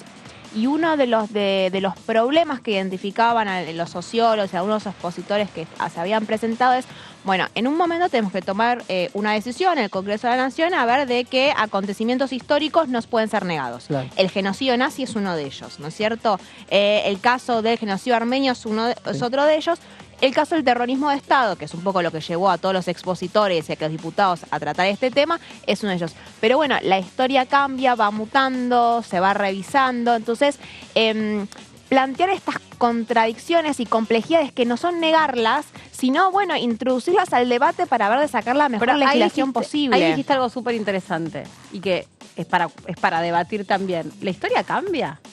La historia no cambia. La historia es la historia. La mirada, la interpretación, porque lo que pasa es que el sujeto que hace, el sujeto que mira la historia es un sujeto que está parado en su tiempo presente y en su contexto y trata de valerse de distintas herramientas y de recursos como método científico para ver la historia. Entonces, sí, pero tampoco podemos hacer en estos procesos que para mí son súper interesantes y que son de revisionismo y de volver a profundizar qué historia nos contaron, quiénes contaban la historia, ¿no? Quiénes eran los que contaban determinados procesos. Tampoco por eso podemos ponernos a negar cosas que efectivamente fueron como fueron. Digo, la campaña de Rosas, la campaña del desierto de Rosas, bueno... De Roca. De Rosas. Claro, de Rosas, claro. Fue lo que fue. Digamos, después podemos discutir quién fue la figura y quién nos contó y qué trajo de bueno, qué trajo de malo, pero, o sea, lo que pasó en Australia contra las comunidades y los pueblos autóctonos, las comunidades aborígenes, fue. Sí. Después podemos discutir en qué contexto, qué pasaba, cómo era el mundo en ese entonces, pero, o sea, se diezmaron una generación, fue acá lo mismo. Digo. Sí, pero hay manera que eso se logra a través de mucho trabajo militante por un lado y de investigación y de juicios y de estudios al respecto. Bueno, se establece una base a partir de la cual supuestamente no se puede retroceder, como fue el reconocimiento del terrorismo de Estado, pero vemos constantemente que sí se puede. Pasa con los derechos más básicos como el matrimonio igualitario, ¿no? O al revés, premisas que hay que estar defendiendo constantemente porque por más que hayan sido hechos históricos, son muy susceptibles a ser reinterpretados según el contexto social y político. Sí, está bien, pero el Holocausto existió. Lo que podemos, si querés, es poner en contexto a la luz de todos estos años transcurridos, de la documentación, de la manera en la que problematizamos nuestros procesos sociales, podemos poner sobre el tapete, sobre la mesa de discusión, bueno, qué era efectivamente lo que buscaba Hitler. Pero Hitler buscó exterminar a los judíos, listo, punto, los exterminó. Eso no lo podemos discutir. Absolutamente, no lo podemos discutir, pero bueno... a ver, son estrategias y herramientas sobre cómo se hacen frente a discursos de extrema derecha que van a existir y van a seguir sucediendo porque si hay algo que te dicen los organismos de derechos humanos es que el nacionalismo viene por oleadas de manera cíclica a lo largo de la historia argentina, no es la primera vez.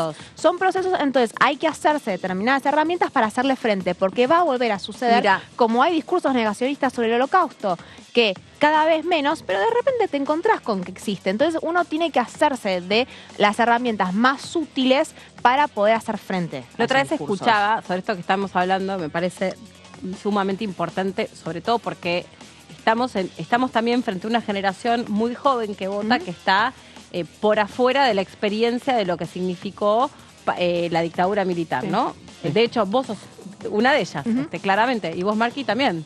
Sí, ¿no? en el 86. Claro, son nacidos en plena democracia. Eso no significa que estén ajenos a lo que pasó, ni mucho menos.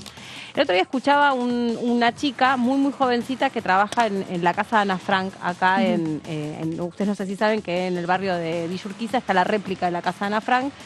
y entre otras cosas lo que ellos hacen es un museo histórico donde está la réplica de lo que fue el refugio. Y lo que hacen además es contarle a los chicos, sobre todo, bueno, qué características tuvo Ana Frank y por qué, digamos, fue tan trascendental la historia de ella. Y lo que va contando precisamente es cómo fue el proceso de la construcción del nazismo para que el padre de Ana Frank pudiera anticiparse que lo que se venía era la persecución, porque ellos estuvieron 2 años escondidos en lo que había sido el trabajo del padre. Esa casa perteneció a lo que había sido su fábrica, donde vivió con otra familia y demás. Por si hay alguien que no conozca la historia, no tiene por qué saberlo, pero lo interesante es cómo el nazismo fue un proceso que se fue, porque la persecución contra los judíos es histórica, es fundacional, es fundante del pueblo judío. Lo que pasa es que el proceso más extremo fue el Holocausto.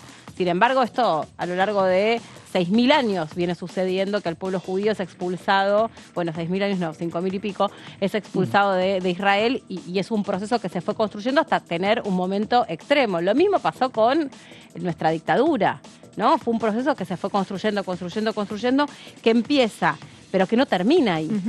Por eso es tan importante discutir el negacionismo, porque no termina con la recuperación de la democracia, porque queda ese resabio y porque queda ese rebote de la sensación de, bueno, pero del otro lado donde están los derechos humanos, bueno, eso me parece, ahí es donde tiene que estar la discusión puesta, ¿no? Porque aquel que está parado sobre esa idea, muy raramente, salvo que realmente sea una persona que tenga dudas o desconocimiento, en verdad está parado porque está con un sesgo de convicción, ¿no? De esa parte de la historia. Absolutamente, absolutamente. Y por eso es, frente a eso mismo que vos decís, que son batallas constantes, ver cuál es el mejor instrumento para poder combatirlo y estar preparado cuando tengan momentos de mayor presencia en el debate público. Ahí bien decía Marcos, lo que pasó es que la pata punitiva penal que estaba planteada en muchos de los proyectos de los diputados y diputadas del oficialismo empezó a perder fuerza, ¿no? Frente a los problemas que podía generar con la libertad de expresión y todas las objeciones que ahí recién repasamos de algunos de los especialistas que tienen un interés concreto en que no haya discursos de odio, ¿no? Porque son todos especialistas en esa materia que lo que más quieren es que no se niegue el terrorismo de Estado, pero te dicen, escúchame, tal vez no sé si es la mejor herramienta, y como producto de ese debate también estuvieron los organismos de derechos humanos de decir, bueno, tal vez corramos la parte penal y enfoquémonos en lo que es todo el corpus de capacitaciones, de educación, y que el objetivo no sea toda la ciudadanía, sino más bien aquellos que tienen cargos que tienen cargos de poder político, judicial, legislativo, que son empleados públicos, que tienen un peso específico, que no podemos tener a esas personas negando el terrorismo de Estado.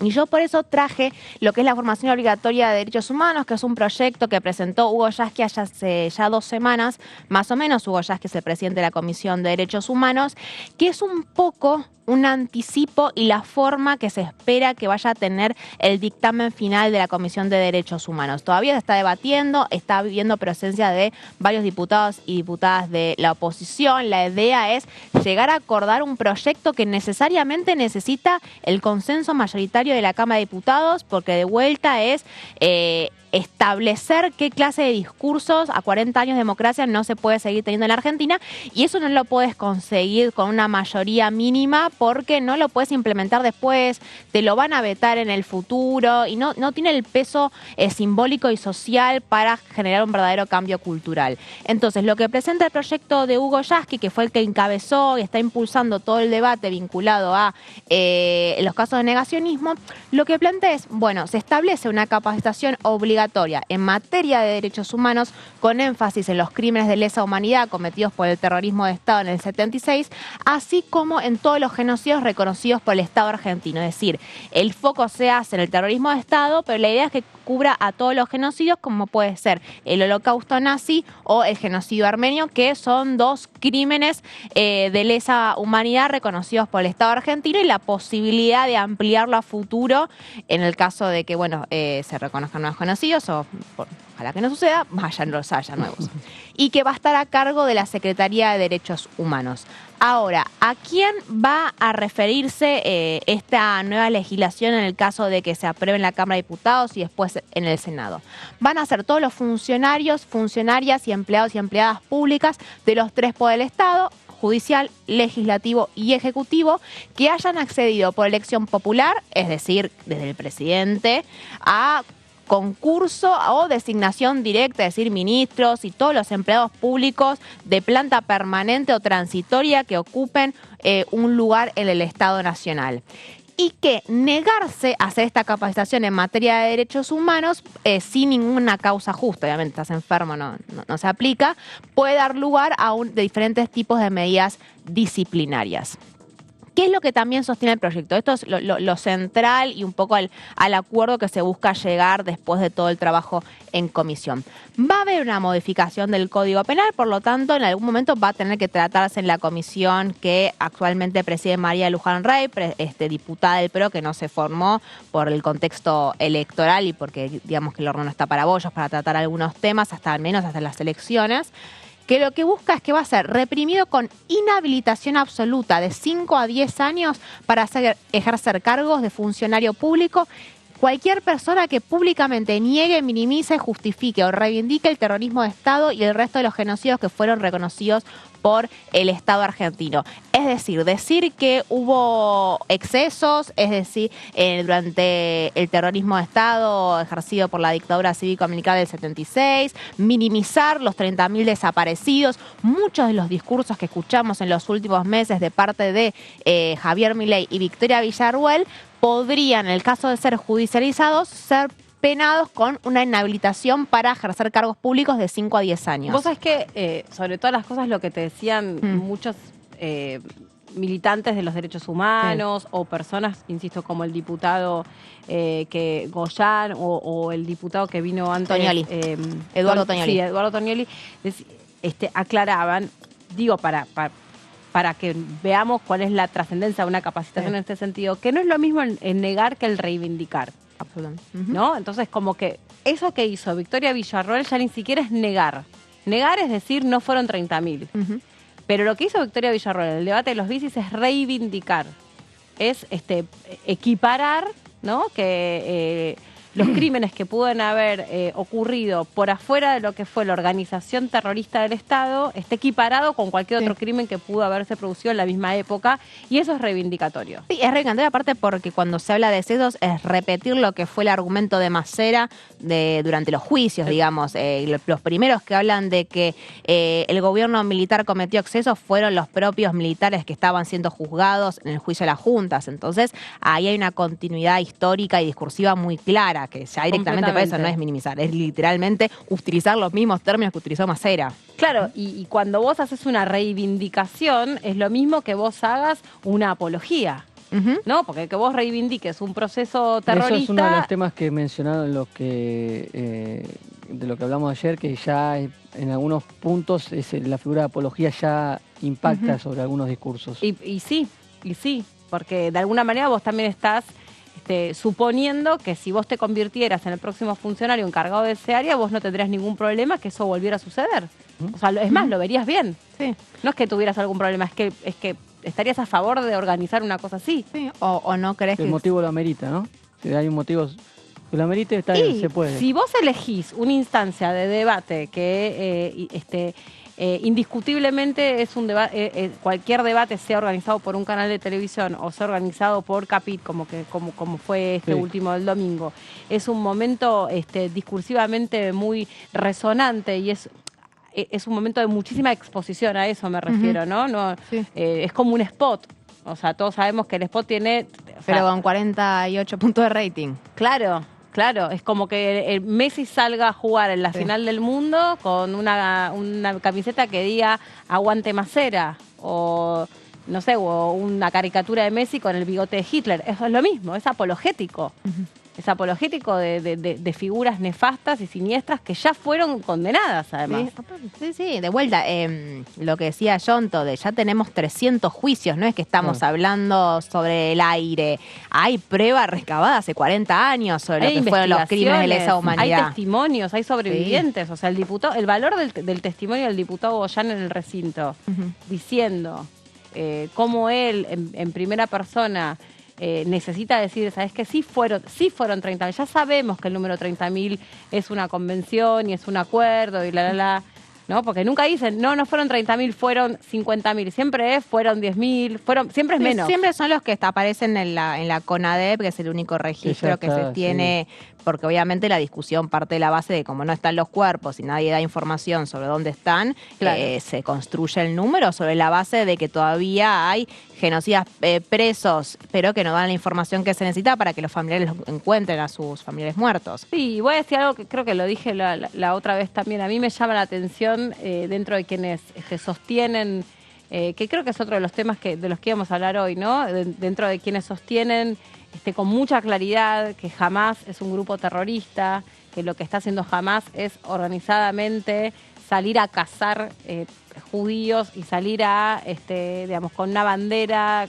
con otras reivindicaciones, seguir a masacrar gente, a violar gente, a secuestrarla, a encerrarla, a torturarla. Con mucha claridad vos identificás que todo eso le pertenece a un grupo terrorista, ¿cómo esa misma persona no advierte que lo que hubo en nuestro país fue terrorismo de Estado? O sea, y encima organizado por el Estado. ¿Cómo conviven esas dos ideas en una misma persona? Yo no lo entiendo. Que en un caso hay terrorismo y en otro caso, bueno, vemos. Hay terrorismos y terrorismos para muchos. Juega el sesgo ideológico, ahí juega los posicionamientos ideológicos de los espacios políticos y las contradicciones que no son ajenas prácticamente a ningún espacio político. Sí. No, porque Victoria Villarruel en el debate de los vices le dice a Rossi, ¿vos qué pensás de Hamás? ¿Qué es Hamás para vos? ¿Qué es para vos? ¿Qué fue para vos la última dictadura militar? ¿Organizada por quiénes? ¿Qué te parece? ¿Quiénes eran los que estaban detrás de eso? Sí, no debe tener una respuesta. Claro, le hubiera seguido la palabra como ayer. Perdón, no sé si tenías más placas. Sí, tengo. Perdón. No, cierro. Voy a modificar también la ley de partidos políticos. Esto es lo último, Código Penal, lo que tienen las capacitaciones. Y en el caso de los partidos políticos, que es similar a lo que le estaba diciendo antes, la inhabilitación, que lo que busca es que no van a poder ser precandidatos o precandidatas en elecciones nacionales las personas con auto de procesamiento por genocidio y represión ilegal que haya derivado en graves violaciones a los derechos humanos, en torturas y en la desaparición de personas y la apropiación de niños, ¿no? Incluir, otras limitaciones para que no pueda haber genocidas condenados asumiendo cargos públicos con nuestro pasado. Creo que esta es la última placa, si no me equivoco, pero en líneas generales, ¿no? Esto es un proyecto de Hugo Yasky que lo que se busca un poco es que sea más o menos la forma que va a tener el dictamen si la Comisión de Derechos Humanos, continúa su tratamiento después de las elecciones generales, que es como se espera. La idea era que es una semana muy sensible, complicada, están todos haciendo campaña en sus respectivos territorios, así que no estamos viendo mucha actividad parlamentaria. La idea es dictaminar en la próxima reunión de comisión, después de las 2 reuniones informativas que hubo, y la idea, al menos de parte de la presidencia de la comisión, es buscar de coincidir de alguna manera en un proyecto que lo que haga eje es en las capacitaciones y en los funcionarios públicos y los empleados públicos, más que a toda la ciudadanía y toda la pata penal y punitiva que planteaban algunos de los proyectos. Como todo, veremos después del 19. Sí, igual una sanción sobre para todo los funcionarios que es bastante importante en caso de concretarse, 5 a 10 años de inhabilitación para ejercer la función pública. No es una sanción menor para un político. No es pena de prisión, no como es pena de prisión, de Fernández. Hay algunos que pedían de 6 meses a 2 años, escarcelables, pero eran de todos modos penas de prisión para el que hiciera actos de negacionismo. En este caso, se apunta solamente a la actividad política. Mira, algo que está relacionado, pero sí, está relacionado. Cuando una persona mayor de edad, menor de edad, lo que sea, dentro de una institución judía tiene algún agravio, ¿no? Sea porque, no sé, grafiteó una esvástica o porque... Acá en este país. Sí, acá y en cualquier institución judía, sí, pero acá eso está regulado por la DAIA. Ajá. y esa persona es denunciada porque, por ejemplo, no sé, vos vas a un club judío y un profesor te dice algo que es agraviante en términos de... algo antisemita. Antisemita, concretamente, bueno, es obligado, si vos vas y decís, mira, esta persona me agravió con esto, ¿no? Vinculado a el exterminio de los judíos o alguna cosa vinculada al antisemitismo, vos vas y expones esa situación. Entonces, es obligación del club denunciar a esa persona frente a algunas instituciones asociadas a la DAIA, y es obligación de esa institución que alojó a esa persona porque la empleó o porque era socio incluso, no importa, o en un colegio, es obligatorio hacer ese trámite, decir, esta persona tuvo una actitud antisemita y queda sancionado de esta manera. Por ejemplo, es expulsado. Esto pasó hace poco en un colegio judío de un alumno que tuvo el desagrado, hace poco, lo que les voy a contar, de escribir en un trabajo práctico, dibujar esvásticas, en un colegio judío. Sí, muy desafortunado. Obviamente eso montó todo, eso abrió todo un operativo, un análisis. Yo pensaba que el colegio por ahí iba a tener algo más parecido a lo que se está debatiendo en la comisión de, bueno, mira, vení, lo que hiciste, por ahí no lo entendés, lo que hiciste es muy grave, es muy agraviante, esto tiene que ver, mirá, por ahí vos no sabés el daño que esto produce, Y yo pensé que el colegio iba a actuar en este sentido y lo iba a capacitar. Sí. A lo sumo lo suspendería y le diría, bueno, mira, fulanito, recapacita y fíjate de qué manera podés reparar el daño que produce. No, lo expulsaron. O sea, no hubo ahí... Se armó un consejo, se tomó el testimonio del nenito ningún nenito igual, del chico que dibujó las esvásticas, y también se le tomó testimonio al resto de la comunidad educativa, y todos coincidieron en que el chico tenía muchas actitudes antisemitas. Dentro de un colegio judío, lo que les estoy contando, me consta porque lo conozco perfecto el caso. Lo expulsaron y el chico fue denunciado, menor de edad, denunciado frente a la DAIA. O sea que ese chico no puede ingresar a ningún instituto.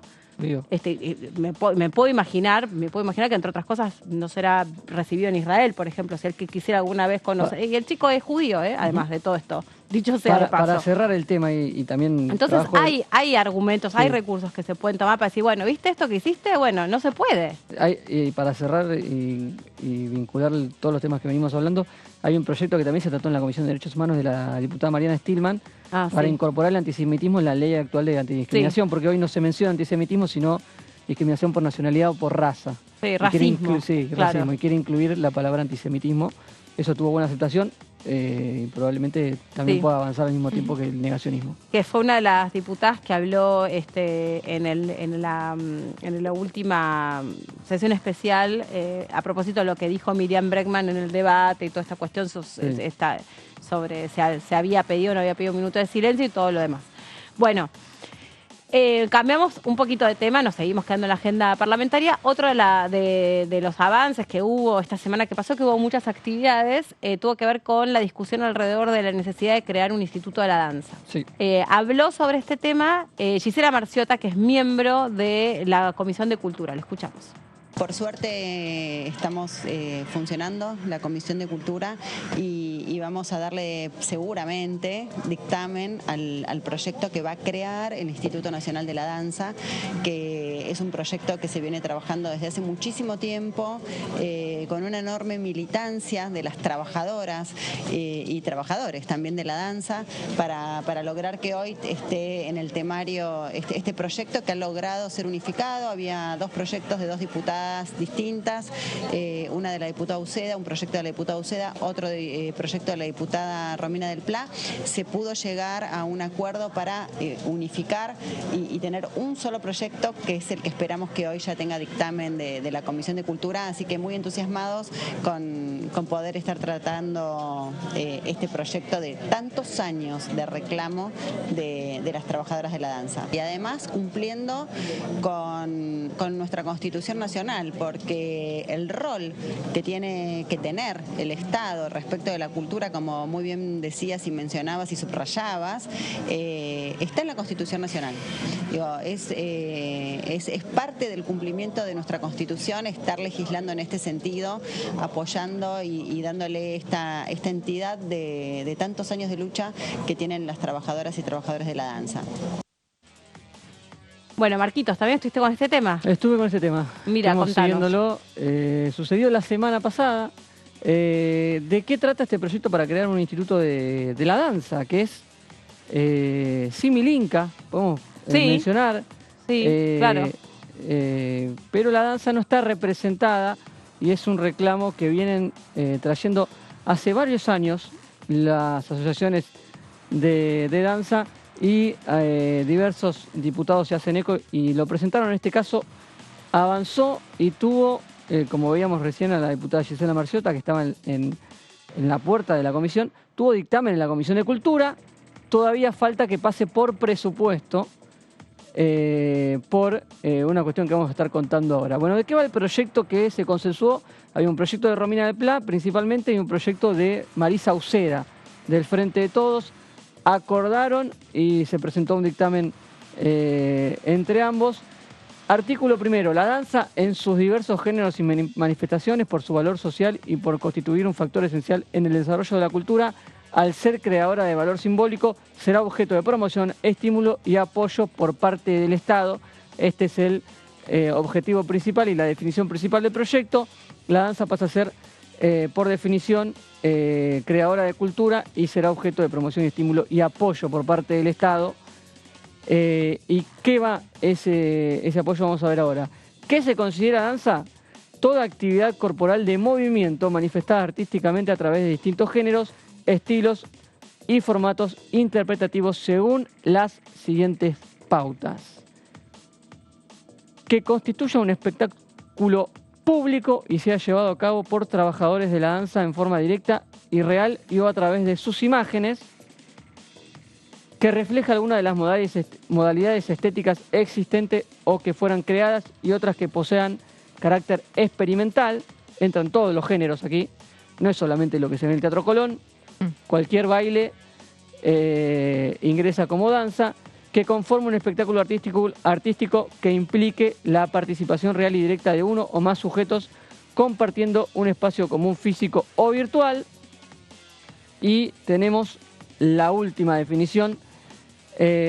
Asimismo, forman parte de las manifestaciones y actividades de la danza las creaciones, investigaciones, documentaciones y actividades formativas afines al quehacer descrito en los inicios anteriores, porque también entiendo que las publicaciones entran también como parte de la difusión y el avance de la danza. Se crea, y esto es la parte sustancial del apoyo del Estado, se crea el Instituto Nacional de la Danza, en adelante INDA, como ente autártico dependiente del Ministerio de Cultura de la Nación. Esto es el Similinca. El arte... O la Casa del Teatro también. Exactamente, y el arte, en este caso danza, va a tener su instituto propio para la promoción de esta actividad que se viene haciendo con... no es que no hay apoyo, hay Ministerio de Cultura, las provincias también tienen sus propias secretarías de cultura, pero en este caso no hay un instituto autártico que maneje los fondos como otras actividades. Sí, que ayude o que pueda... A ver, muchos artistas de la danza durante la pandemia, me acuerdo porque vinieron acá al anexo a plantear o a pedir por este proyecto, lo que contaban es que de ellos haber contado con un instituto o con un fondo que surgiera de los mismos espectáculos o de las entradas del Teatro Colón, Me da mucho el tema Teatro Colón. Claro. De hacerlo...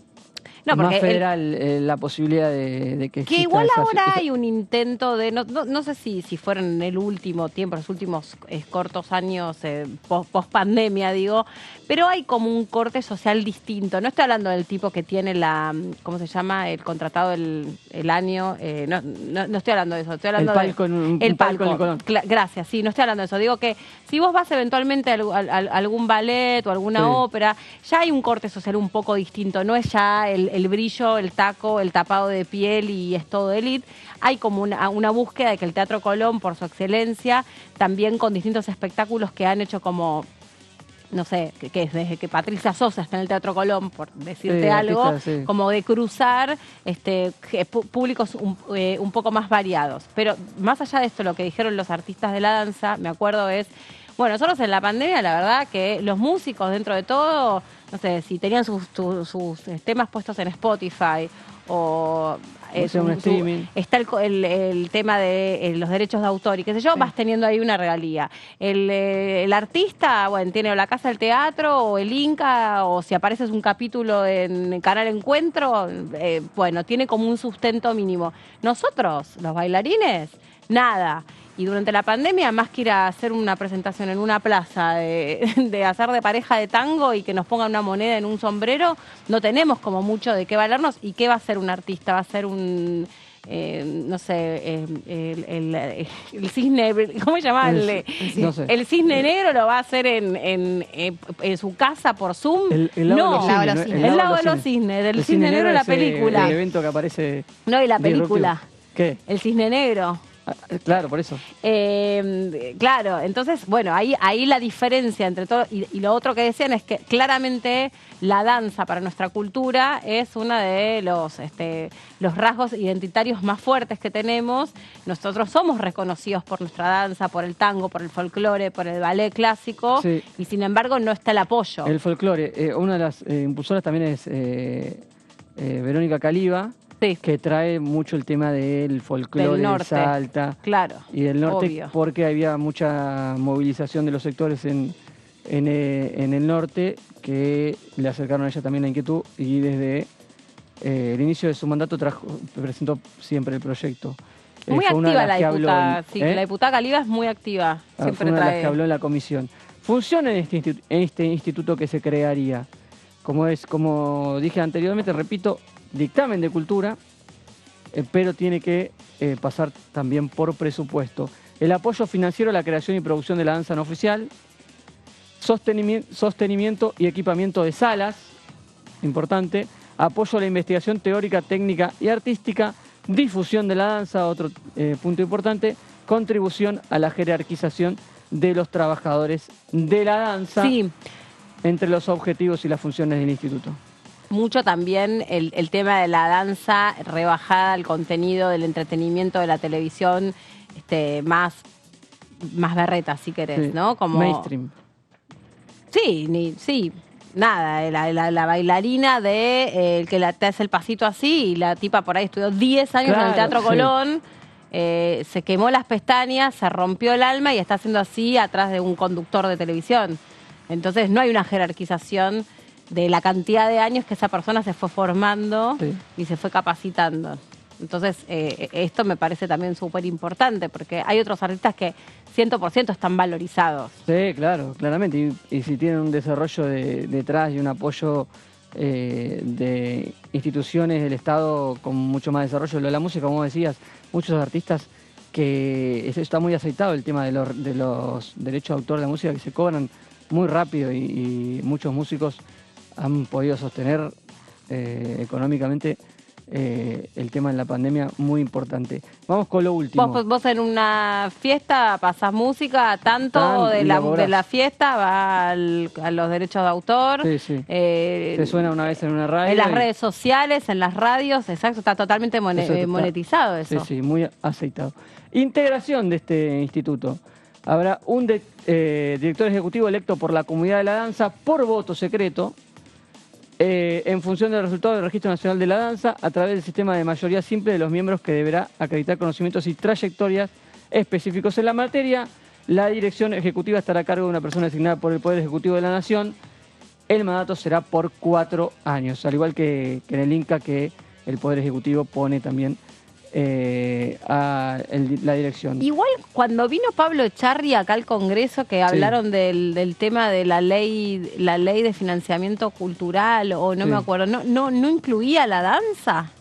Es una buena que pregunta. Era lo de las, él decía... Puede haber aumentado los presupuestos, pero no creó el instituto. O no específicamente para los cuerpos de baile. Sí, no creó el instituto. Claro, porque ahí tenés, o sea, la ley esa que se debatió, yo en broma decía la ley Echarri, porque me acuerdo que vino y habló y estaba recontra empapado en la temática, decía, no, porque antes vos grababas una película y el rodaje era, no sé, duraba 10 meses, se hacía todo espectacular. Ahora la película se graba en 4 meses porque no hay financiamiento, entonces se graba y la calidad es bajísima. Antes las películas argentinas eran valoradas en el mundo entero, en los festivales, qué sé yo, y la calidad empezó a bajar como consecuencia de la falta de financiamiento, Claro. como todo. Bueno. Sí, sí, sí.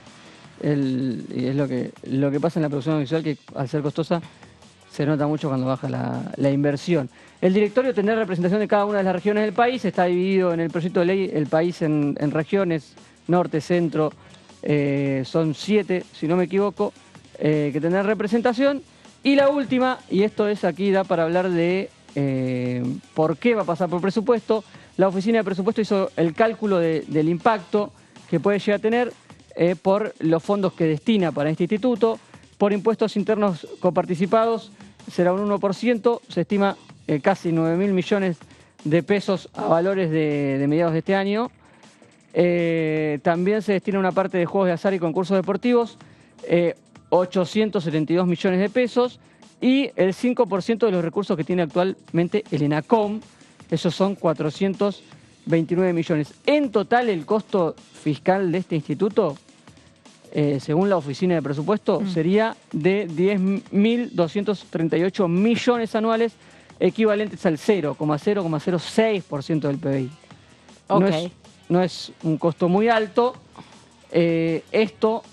Esta cuestión mereció que Juntos por el Cambio presentara un dictamen propio con, según explicó Hernán Lombardi, ellos consideran que ya están los presupuestos asignados y que moviendo las partidas que ya tiene el Ministerio de Cultura se podría crear los fondos para este instituto.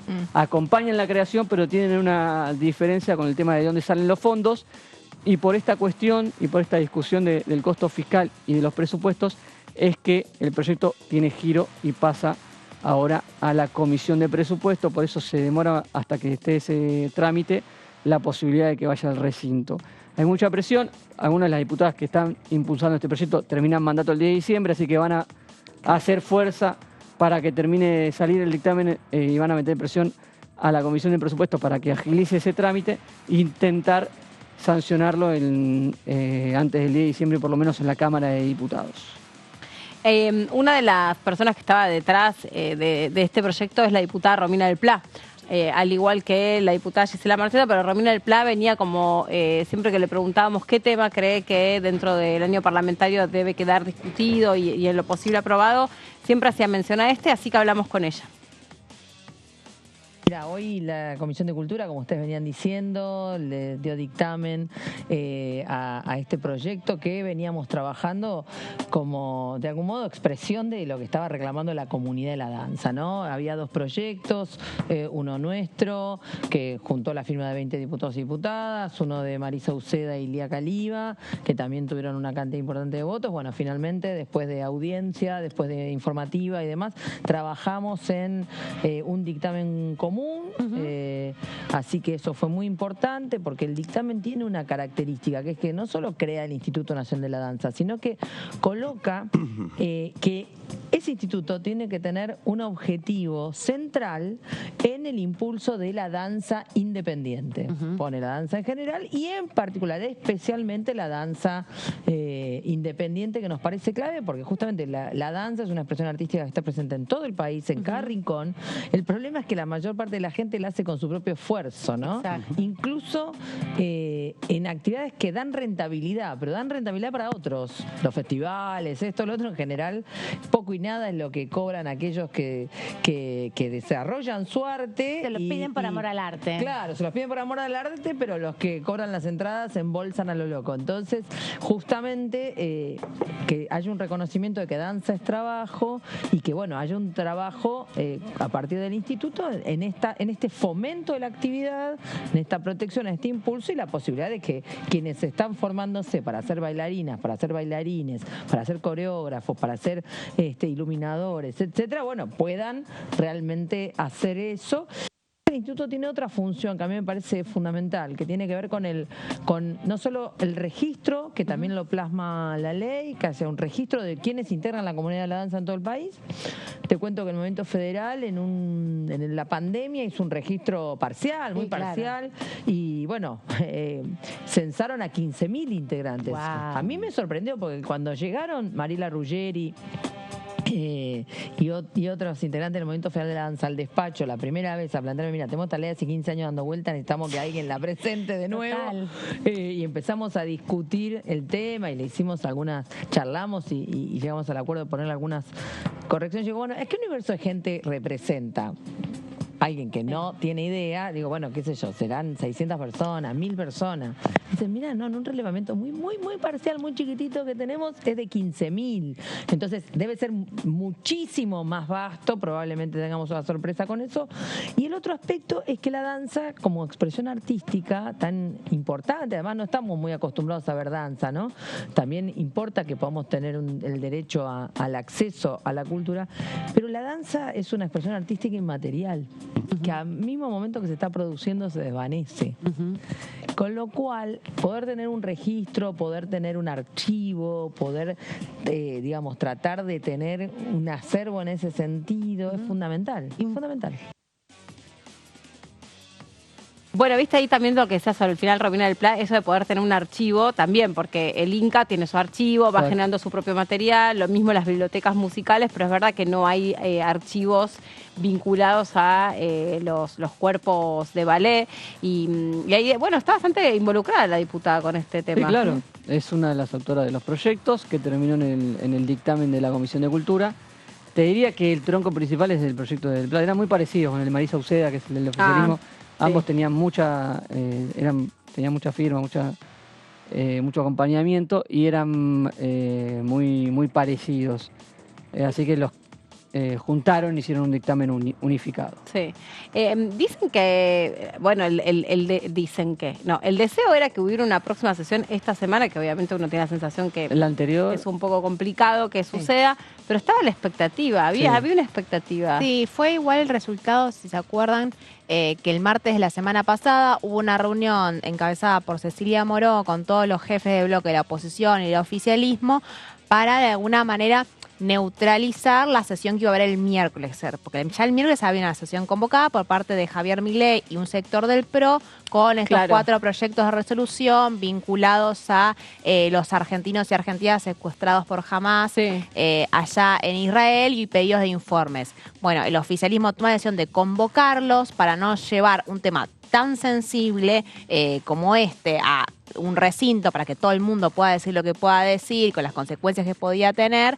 Entonces, y sabiendo que aparte en ese momento Milei y esa alianza había tejido con algunos sectores Juntos por el Cambio, no tenían asegurado los 129 diputados y diputadas necesarias para hacer para iniciar la sesión. Entonces, bueno, se buscó negociar a ver si se podía llegar a un acuerdo.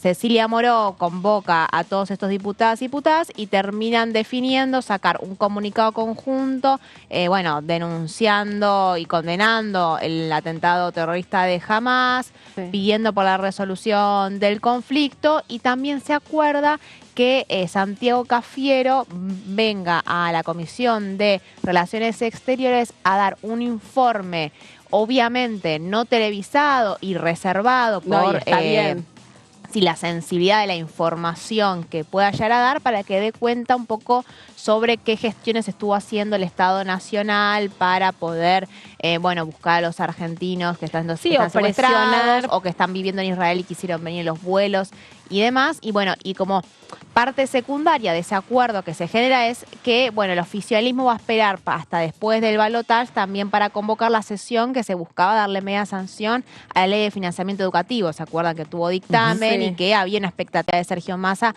de ya tener la media sanción para el balotaje? Viste que después de eso hubo otra reunión con familiares de personas secuestradas con el presidente Alberto Fernández. ¿Te acordás que nosotros lo hablamos y vos me dijiste, una que hubo hoy? Yo te digo, no sé si una, pero es así, también existió y hubo una anterior.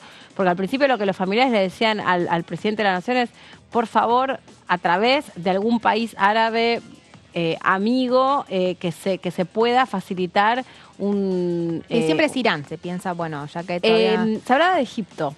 Del rol que podía jugar Egipto, que es un rol mucho menos... volcado. Claro, exacto. Sí. Bueno, lo que decían algunas diputadas del radicalismo, por ejemplo, es, ya que mantenemos todavía relaciones diplomáticas con Irán, aprovechémoslo para obtener información sobre las personas.